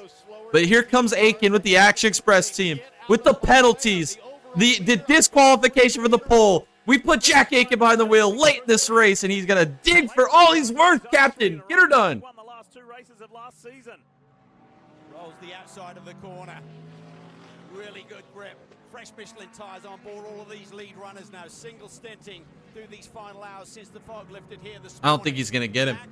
Once these tires level out, it's over. He had to get him on the fresh tires. On the warm tires to the cold tires. Now that Porsche is going to be gone ski. Leaving Aiken in the dust. That was the chance, and it was gone. It's over. Especially Felipe Nasr. Felipe Nasr is the best closer in motorsports, man. I swear to God. That dude just is so freaking good. He doesn't make mistakes. He knows how to manage a race. He knows how to manage tires. He knows how to manage his fuel load, his energy load. He knows how to get through traffic. It just is what it is. Now further back in third place, that BMW. And Aiken's kind of a loose cannon. I don't think how they're going to be able to make it on fuel if it stayed green. If they got a yellow, probably. But if it stays green, they might have to do a splash and go. That would put Porsche Penske in first and third on the current strategy. I'd rather see NASCAR go back to the cars in the 70s and 80s. In the Wheel Engineering Action Express car, one of the four well, drivers in this car. I guess. I still like the Gen 5 car. I think that was the best car we ever had. It was the best racing. In a period of time where parity was never in question, like a thing, you know. Holy shit! Look who it is. It's Tom. It's me. I'm just gonna give a little bit of a heads up. I feel like absolute trash. I look like absolute trash, so it's okay with you. I'm just gonna like my camera. That's fine. I'll just leave my solo on there. Okay. That's fine. I'm good with that. Aiken's got to get this done, man. He's such an idiot. Yeah, but he's beating. Well. I mean. one of the other Porsche have They should have put Zilich in the car for the closer. We wasted his ass. We made Zilich drive around in the fucking fog for 7 hours. That's bullshit, man. Wasted the fucking talent. I slept for an hour and a half again, Tom. My traditional 24-hour fucking self. I went to bed, it was like 6 hours and like 58 minutes to go or something like that. It was just under 7 hours. And then I woke up like 30 minutes later, and they were racing again. And I was like, holy shit. So I watched for like another hour, and then I just passed out. And then I woke up an hour later, and like 5 hours, something to go. I've been watching since. I'm about to crash hard. I'm on a pure adrenaline right now. Dude, the worst thing I've ever done was sit through that 7-hour fog delay. That was the most mind-numbing thing I've ever done. I got my Rexy done though in that fog delay. Oh, you did? Yeah, dude. How's it look? Has been part of the story just a few hours ago. One of the awesome. Dude, look at that. It's the last one in stock. Hell yeah. I did like one bag. No, I did like 1 or 2 bags. And I was like, oh, this shit fucking sucks, man. I forgot how fucking annoying it is to build those after I did the Peugeot and all that. And it took me like weeks to build those. And I was like, this sucks. And then the fog came in. And I was like, what else am I going to do? We couldn't ask for more. It's seemingly every year the Rolex 24 delivers a gripping finish. 37 minutes and 56 seconds to go. I don't think Aiken's going to do it, man. When you live with diabetes, progress is I just don't think having it's your gonna coffee happen. like you like it, without an audience. It sucks. It does suck. The Freestyle Libre 3 Let's Plus just sensor do tracks your this. glucose in real time, so everyone else No, doesn't have let's to. just And over time, it can help lower your A1C. Confident choices for more Dude, I'm control gonna of your crash life. so This hard is after progress. this, dude. Learn more and try for free at freestylelibre.us. Probably gonna. Look at us. I gotta work Nobody tonight would too. ever That's think the that two problem, people dude. like I gotta us catch my would G's. despise. We would like you to perform. Did you at least get some coffee or something? I can't drink coffee, dude. I can't drink any energy drinks. Shit makes me cracked out, and I start getting all the shakes and shit. I can't do it. Most people are not cut out for it. It's time. I had to cut all that kind of Women stuff out. are not. Oh, crazy echo. That's my bad. I gotta fix that. That's my bad. We've never gotten this close to high-level KGB Let's see. before. This one will go properties to. We have a ball. There. Then we'll mute this, and then we'll do this properties. Thanks for catching that, DJ Puckett. All right, do a mic check, Tom. Test. Ponies. One Persons more of no time. interest. Test. Should be good now. Should be no echo now. I forgot to change all the properties on all the audio outputs. I got like 7 freaking audio mixers on my Discord because I have to do one for like because I want to be able to hear the race, right?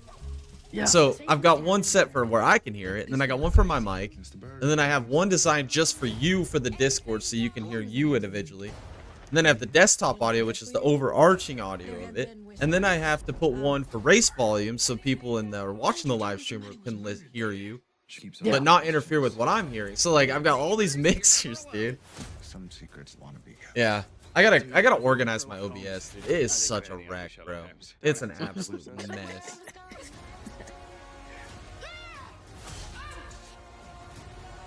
Plus I need to if we're doing these watch parties as often as we're gonna be doing them, I need, especially if I'm doing them by myself, I need to create like a 2 to 3 minute like info commercial type thing, you know, where like run the merch commercial, run the trailer or channel trailer, like in different videos, like just in a row.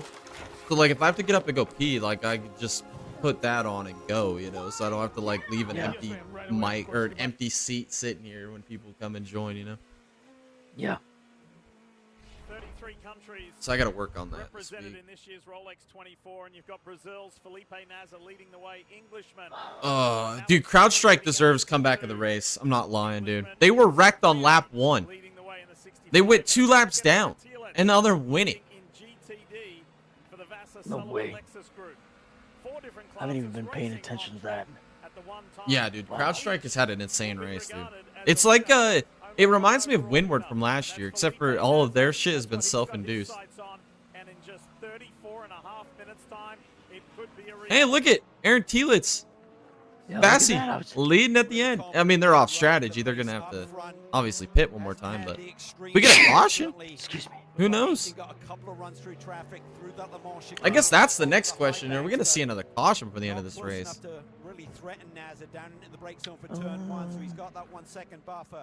Isn't the answer typically yes? Yeah, usually it would be yes, but this is an unusual race, so I don't know. This is one of the weirdest 24-hour races I've ever seen, dude. I'm just thinking if there's 2 cars that are in their respective classes that are sitting in second. I'm just bummed out, man. We lost 7 hours of race, you know? Yeah. That sucks. That sucks, man. I feel so bad because like the IMSA TV, the British broadcast, they were scheduled to do 8 hours of this race. They only got to broadcast for an hour, and they spent the next 7 hours just filling TV time. Like, that job must have sucked. Just from like past experience doing the broadcasting that we've done before, Tom, like that shit would have sucked. Yeah. That guy deserves it. And they're on lack of sleep too, because they're all off time zoned, you know? Oh yeah. So they're all fucked up, you know, like extremely tired. And they're over here having to kill time on a fog delay. That job, those guys deserve a raise for sure.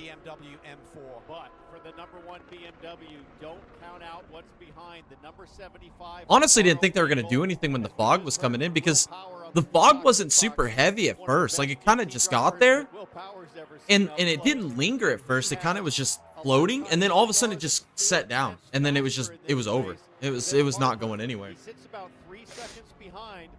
Tom have 3 too many beers or sick? Lol.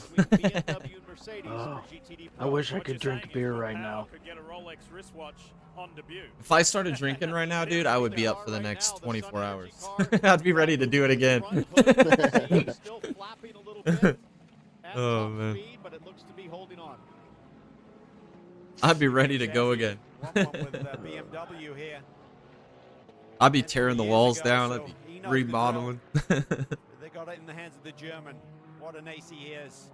Runs so many races, 25, 30 races a year. Dude, I would love to see the 75 team win, man. That not only does that car look sexy, but Will Power in his first ever Rolex 24 start gets the dub. That'd be crazy. Not just in terms of how you drive the car, but how you adjust the car. So traction control, ABS settings. So how you control. Did I choose the 65 or did I choose the 66? You chose 65. I think I chose 65. Yeah, you did. I mean, at one point in this race, dude, it looked like I was going to go perfect 4 for 4 on my picks, but then obviously everything's falling apart. Is the magic secret sauce when it comes to closing things out on top. So it is what it is. On the side of that Mercedes, that is the company founded and run Oh, by it Kenny do be Habul, the like team that. owner, very successful Australian entrepreneur who's lived here in America for years, but he grew up a huge motor racing fan, and he's gone on to do special things himself in sports cars. I'm still bummed that we missed out on the nighttime hours, man. So bummed. It was that type of week for me, man. What a shitty week. A sponsored car. Very good friends with Denny Hamlin, and he's known Will Power and Chaz Mostert. I want to see freaking Action Express win this damn Rolex, make everything worth it. Look at Windward. Somehow, after everything that's happened, they found themselves in P2 at the end of this race. How do they do it, man? They always do this. I think the relative leader in GTD Pro is the #1 of Harper, the BMW. We claimed a runner-up finish in GTD, so this is something that we're leaning It on a is. little bit Yeah, of the luck. battles are already shaping up now. And the Ford Mustang, the 65. Looks like CrowdStrike's got LMP2 in the bag, unless we get last year to happen again, where whoever leads the race in the final hour just wrecks over and over and over. As soon as they drop the car off the jacks, give me everything you've got. I gotta get at least one pick right. And the best options I got right now is Windward, which is running second in GTD, and I got Aitken running second in GTP. Those are the only chances I have.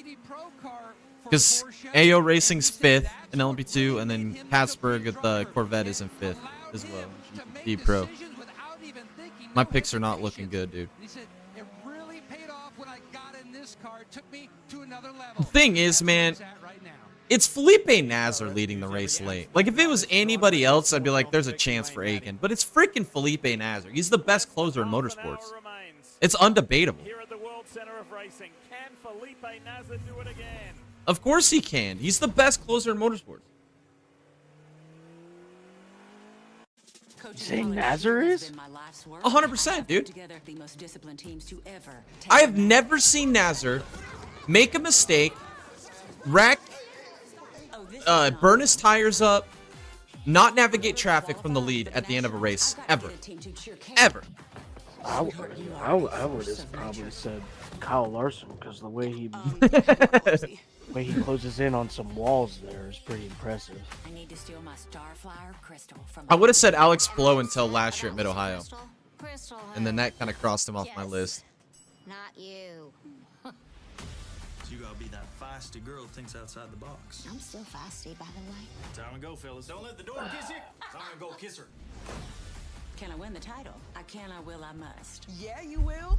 When I say Heidel, you say what? Heidel what? Heidel what? Oh, there she goes. Hey, let's let her rest. Let's let her rest. Apparently Max Verstappen's running the Nürburgring again this year. With Mercedes. The Olympic comeback, it's on. We know who's winning Too it. much to stop. The things we do Yeah, for love. dominant. Tell me about it. Austria. I want to see him go to 2015, Bathurst, I bro. That's in torn 3 my weeks, MCL. bro. Can you imagine if Verstappen was in Saint Bathurst? Hubert boating incident. Yeah, wrenched my whole knee. 2010, wrecked my arm, but I still would be ski pretty down a freaking sling. dope. Climbing accident, back, tailbone. You He'd name it. kick their ass at Bathurst. Why do we do this again? Yeah. He'd absolutely slaughter Because we him. love it. Because we love it. They say the Olympics are the pinnacle of human achievement. Guess they haven't played this game. The traitor. There's some of the stupidest freaking shows on Peacock, dude. I'm not gonna lie. I like Peacock because they got, like, obviously you got The Middle, The Office, that 70s show, Parks and Rec. Like, some of the most awesome, iconic shows of all time. But they have a lot of stupid freaking game shows and shit on here too. In a data-driven world, companies need to constantly innovate to stay ahead. At HopeWorks, we deliver high-quality business solutions. Peacock's the only, like, streaming service I could justify having year-round because of those, for those reasons, but it's also, like, the best place to catch IMSA racing. Like, although IMSA's been doing good this year because they streamed the entire Michelin Pilot Challenge race and both of the Mazda MX-5 Cup races on YouTube for free. Wow. You used to have freaking Peacock to do that. And now you can watch them on freaking on YouTube for free now. It's crazy. I don't know if they'll do that all season. I don't know if that's just a Daytona thing. But that was pretty cool. Although they still get the Porsche Carrera Cup, the Lamborghini Trofino, and all that's still on Peacock. But. And I do like me some Lamborghini Trofino stuff, man. That shit's fucking entertaining. Just incredible accomplishment. Just amazes me with that man, what he's able to do with his teams and continue to perform at the highest level and come back this year stronger than ever. We're in the final half hour of this race, man. It's unreal. Pretty amazing, isn't it? There is the captain. Have a listen to these numbers. While we've told you many times that he's going for 3 in a row and to only be the third team to do that. But I'm basically Every time I look at Penske engineers, it always looks like they've got a gun held to their head. Am I wrong? Like, they always have a look on their face like they're being held hostage with a gun to their head. I think Roger Penske might be like the Gestapo of motorsports. Yeah, he's like the most hard-ass motherfucker ever, dude. NASA's in trouble. Aiken's going to get a big run. Oh, come on, Aiken. Come on, Aiken. Come on, Aiken. Do it for Carter! Do it for C. Zilly! Get her done! You see how many people were shitting on Zilich last night during the fog delay? Because they kept putting the camera on his onboard, and they're like, why is this freaking 12-year-old even in this race? What has he ever done? I'm like, what the fuck are you talking about? What's he ever done? Win the fucking Rolex? Win 10 Xfinity races in a season? Win the Mazda MX-5 Cup Championship in a freaking landslide? Oh, he locked it up. Oh. He locked it up. He's fucking terrible, man. Why the fuck is Jack Aiken ending this race? Taken it up a notch or two, and he is driving the best he's driven in his career. This could be the biggest accomplishment of his career. Giffy, you just jinxed it. He's driving the best he's ever done in his entire career. He's gonna bin the fucker now, dude. Watch.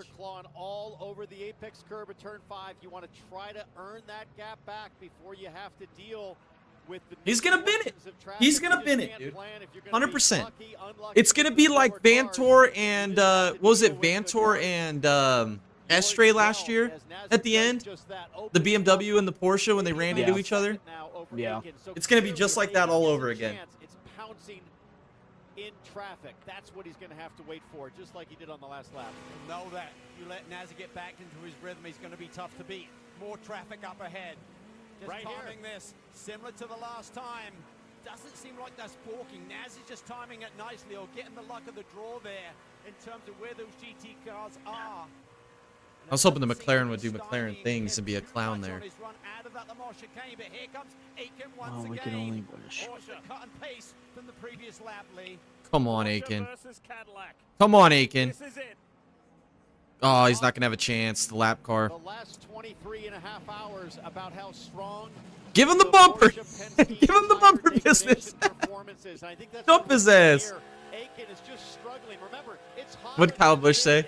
Think he's flipping me off. I'm going to dump his shit. And I think Aiken just can't get the power down with his Cadillac like Nazar can up ahead. 4 GT cars up ahead. They may encounter before they even get to the oval. Oh man, this last 22 minutes was stressful. The dominant car Watching Jack Aiken just makes my blood boil. Is it going to lead the majority of the laps and be denied at the end? You're talking more than half the laps in this race have been led by the 7. More than 3/4 of the laps of this race have been led by Porsche Penske Motorsport. Nazar so poised there. Didn't take that inside line. He didn't cover off. This is why IMSA is the best, dude. This is why sports car racing is the best. 24-hour race with the team that's dominated, the team that's have overcame like the most penalties, are battling for the win right here at the end. Nazar broke the hearts of his teammate by making a beautiful move right into this Le Mans chicane. Is Jack Aiken going to do the same a year later to Nazar? This is the best chance that Aiken's had so far. Look at how Nazar chops the traffic to try to break the draft for the 31. We ride on board. He's not going to get there. They're going to catch the traffic at the wrong time again. Will he have enough to send it? 200 miles an hour. 200 miles an hour. Yeah, it's not enough in it. It's not enough in it. Come on, Jack! Come on! Damn it, dude! Oh! You should have stayed to the outside. Gentle squeeze. I don't know. I think that was legit. I think he was not reacting. I think that was proactive, just really shallowing that attack angle to that corner in that brake zone. Right on the line now. The stewards will be looking at it. Nazar's too good, man. Nazar's just too good. They are pushing 100% now. Nazar's just too good. That's just all there is to it. Slip in the Michelin tires that's available. I saw Nazar lock up a right front in turn 3. Nazar is so impressive. Withstands the pressure like no one else He in is. this field, it appears. No one else in the world. He's the best closer in the game. If he loses this, I will be shocked. I'm back. Why not train the kind way? I had to go. And we're under. With 20 grams of protein. We're battling for the win, and we're going under commercial. See, I said that. I said text you last night. I said I remember when Peacock used to have no commercial breaks. Choose kind. I remember when you could watch an entire IMSA race without a single commercial break. And now there's a commercial every freaking 5 minutes. That open your nose, instantly relieving nasal congestion. So They're saying Nasr might get a penalty for double block on Aiken into turn 1. I doubt it's gonna happen, but a dreamer can dream, right? It's a little spicy.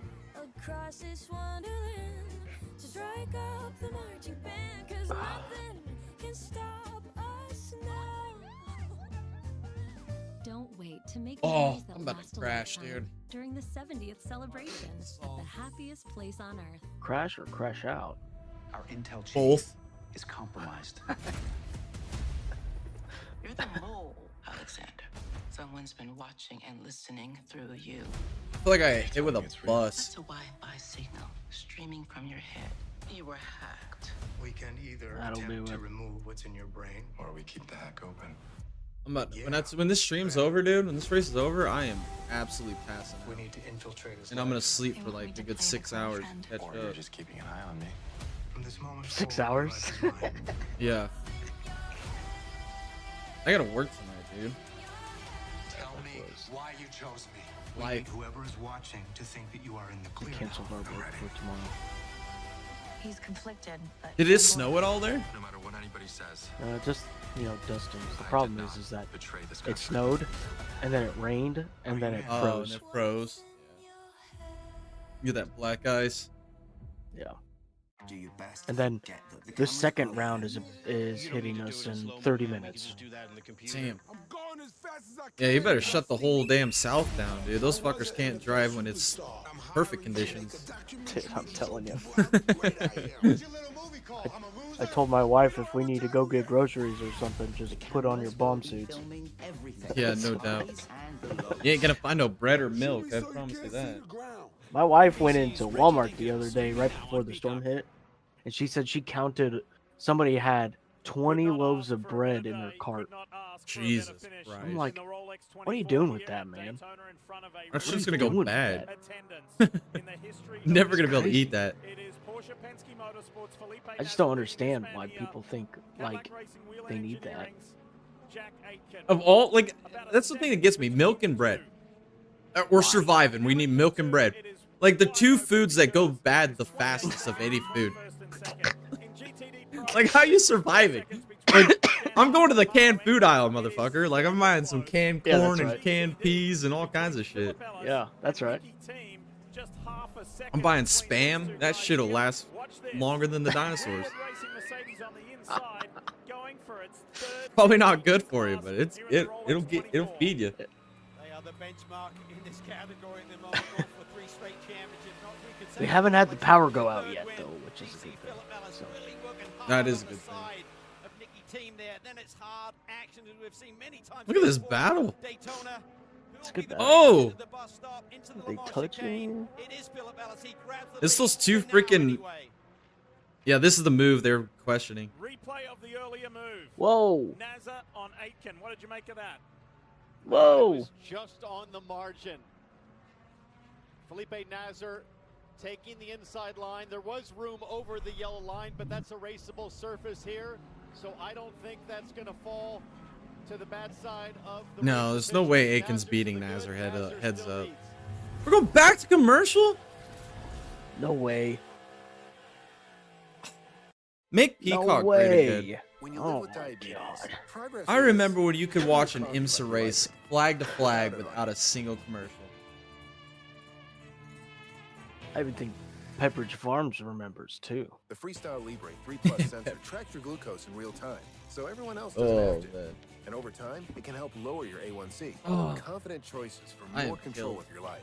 This is progress. Learn more and try for free at freestylelibre.us. We're going to finish this out like a true champion. The city needs a leader like you. The pressure is building. You feel it is happening. Hang in there, okay? Help is coming. My time is now. I don't wait for the clock. Honestly, when I woke up, Hit it.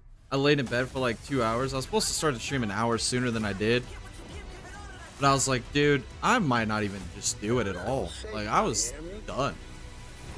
And I eventually got up and I I walked around for a minute, filled up my water bottle, and I was like, you know what? This is for the boys. For the boys. This is for the boys. First, Nebraska visits Michigan. Then Purdue heads to Indiana. I was like, I might not be the most entertaining, but we'll be one of the entertaining. It takes to get my son back. I honestly Really need some. I really need some silly juice in order to. Oh get in the yeah, zone. You know what I mean? Get some cough syrup going. Get that lean. Yeah, get that lean in my lean in my Sprite. Sprite in a 2-liter.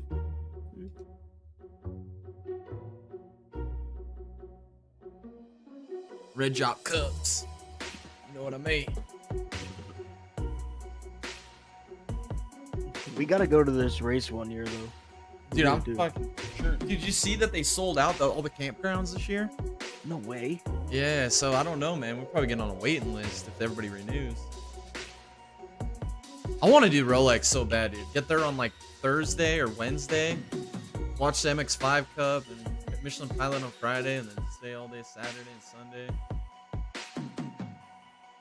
That'd be fun as hell. I think if I was drunk as hell, like I am at Talladega, I think I could pull the all-nighter. I'd probably crash for the end, but sure be up all night, celebrating, having a good time. Best part about the IMSA though is you can go into the garages and shit during the race. Go up on pit road and stuff.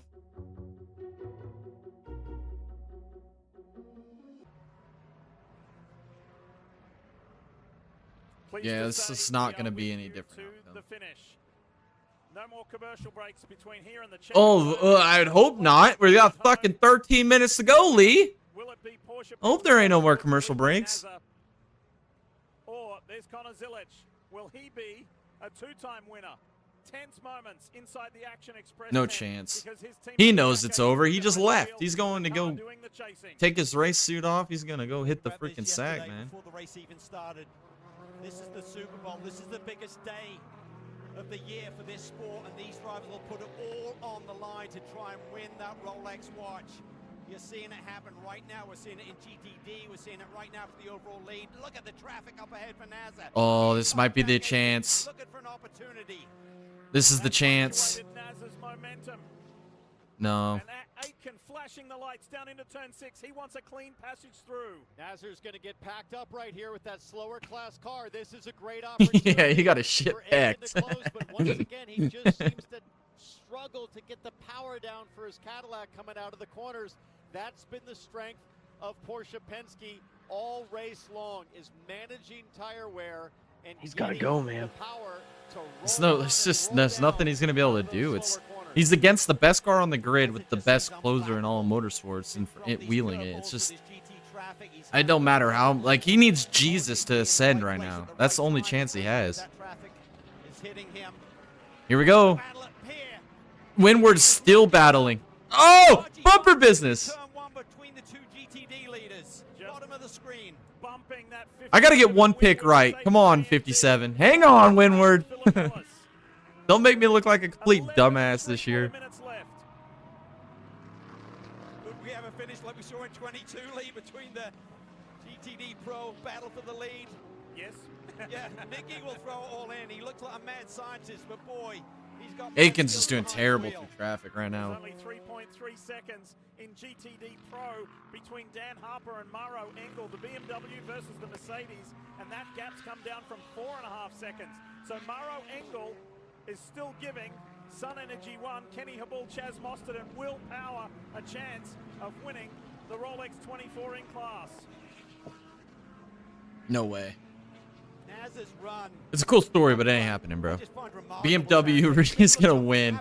What an absolute villain arc that completed in a year, you know? Hovering a second or more back from you, that you just can display this calmness in this moment. Yeah, but there's something about 3 Rolexes already on your wrist that gives you a little bit more confidence in high-pressure moments. But for Jack Aiken, he's going for his first, and that could be the difference, is who's going to make a mistake. All right, 10.5 minutes to go. Going to be key here. Really only 2 battles left. It's the GTP and the GTD. Traffic, And do you make a mistake and push at the wrong time with those slower class cars? A lot to play out still with 10.5 minutes to go. Nicky team, here comes the Aston Martin. That's a massive run. Team goes on the high side for Magnus Racing. Oh, that contact! Oh! How did he save that race car? He's still there. Oh my God! How did he save that race car, dude? Wow. Unbelievable. He was aimed at the infield. Holy cow, the number 57, Philip Ellis, that was at 175 miles an hour. Holy shit. Hands change. Code Brown. I think he went for a block to the high side. This was some quick hands. Woo! God damn, dude. We need the onboard. Oh my, he didn't lift, dude. He didn't lift. 170 mile an hour crash. Oh my God. That looked like the finish of a cup race, Div. Sure did. Oh, look at the gap. Unbelievable. That was insanity. Does team have a problem with that race car? Can he regroup here? You got to think he's all over the radio button right now, Cal, screaming to his team. They got to look at that. What was that all about? No, it did him. It did the other guy. It did Ellis more harm than good. He just didn't lift. Oh man, Nazar's got a lot of traffic here. That's all. Overall leader now, Felipe Nasr there in the red number 7 Porsche coming through the slower track. He's just good at catching traffic, dude. Oh, boy. Uh-oh. Uh-oh. Oh, whack his ass. Oh.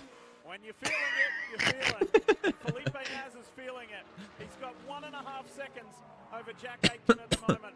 And you know, in those magical moments, you have those Aiken really athletes who fucked this step up, up didn't to he? the plate. Yeah, he's not good, man.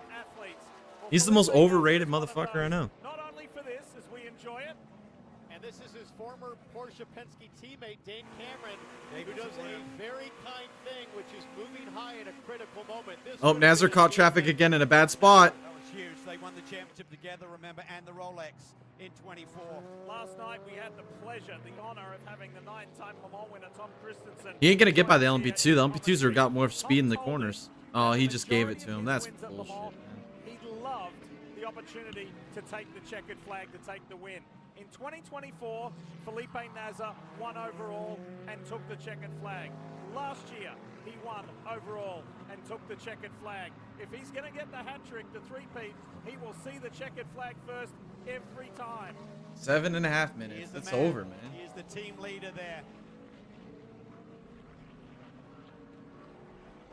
Two youngsters, part of that driving squad. What about Lauren Heinrich? This opportunity to be promoted to this GTP team as the endurance role for this year, I know, but this could be a magical moment for this young man, but there's still 7 minutes on the clock.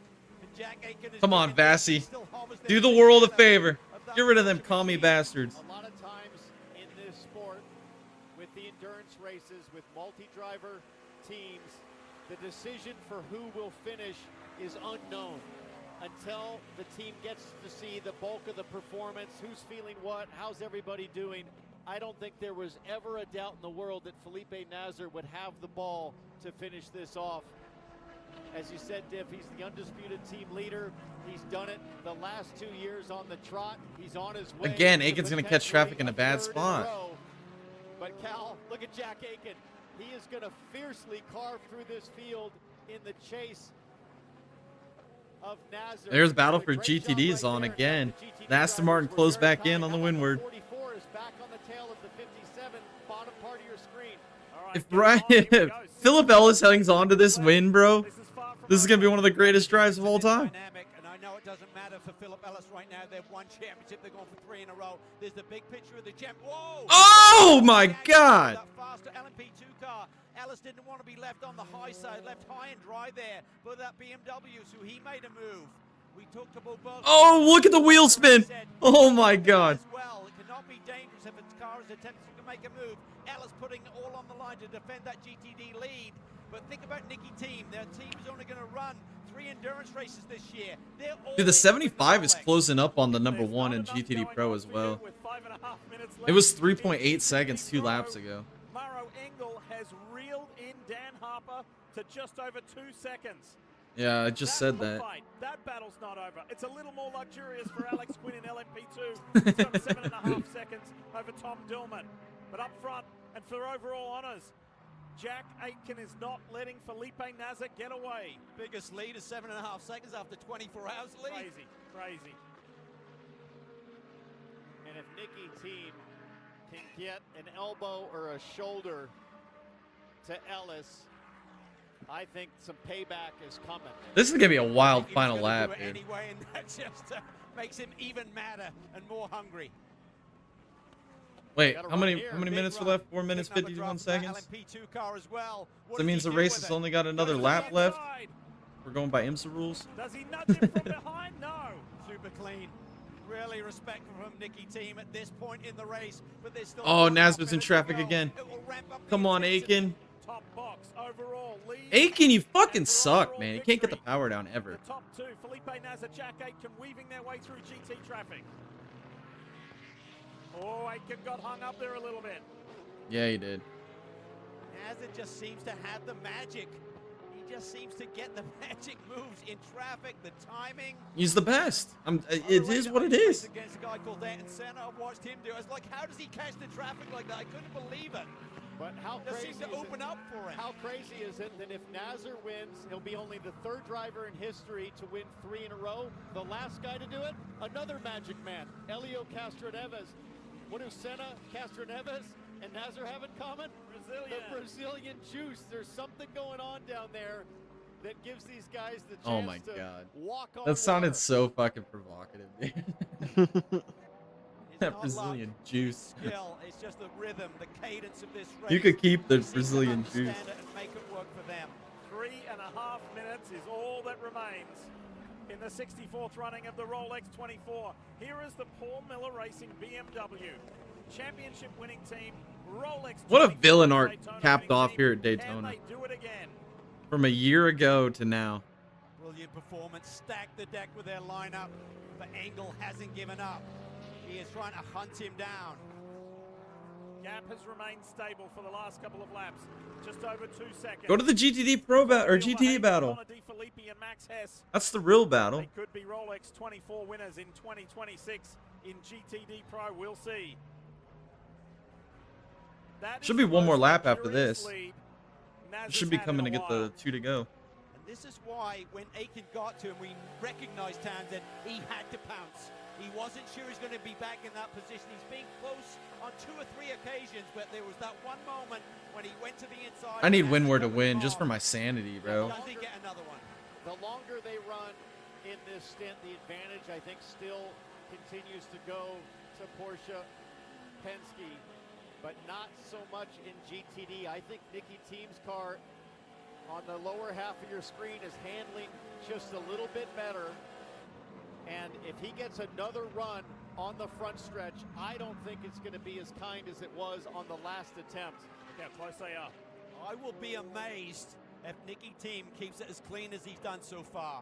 I'll be amazed. No, he's going to dump his ass. All in here if he gets close to that Mercedes. Mercedes are too fast. Getting a penalty. You got to go for it. The team seems to have the handling in the brake zones in the slower corner.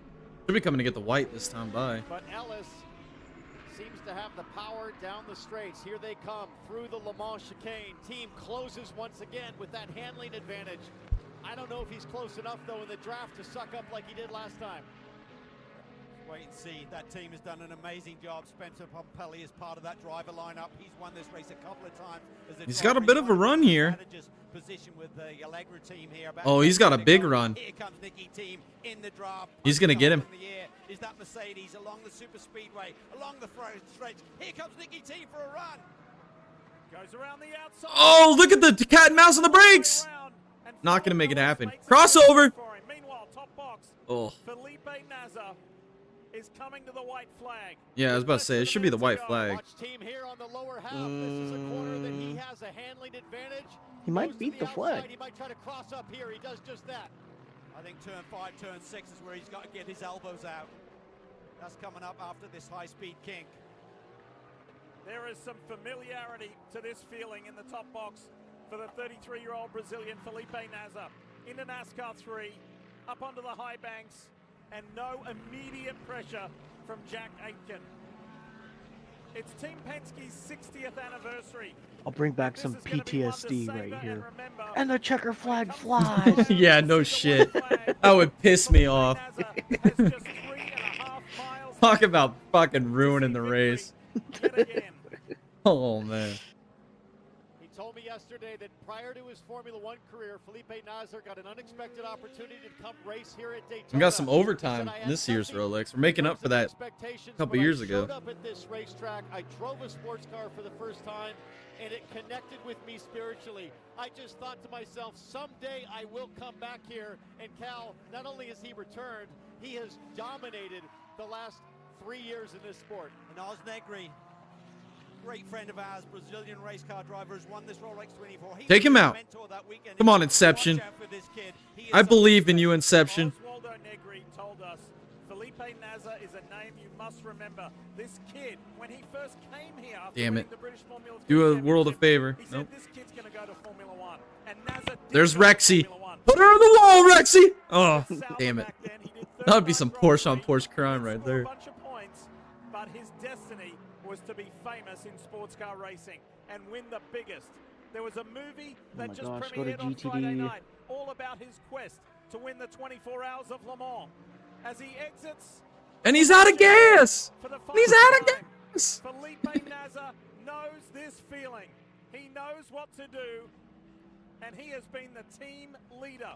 No matter who his teammates are, Felipe Nasr knows what to do, and he's going to do it in an anniversary year for the captain, Roger Penske. Felipe Nasr and Porsche Penske Motorsport victorious at the Rolex 24. Damn. What a dominant fucking race, dude. That's 3 in a row for the 7. I want to see the GTD battle. What a drive. What are we doing? We can watch these guys celebrate all fucking day. I want to see the GTD. What are we doing? What are we doing? Only the third driver to do it, and only We're gonna bring him out all the checker, class by class. Here comes Paul Miller Racing's Look at the freaking redemption arc. This villain arc completed by BMW. Paul Miller Racing's team and Dan Harper at the wheel. They've done it again.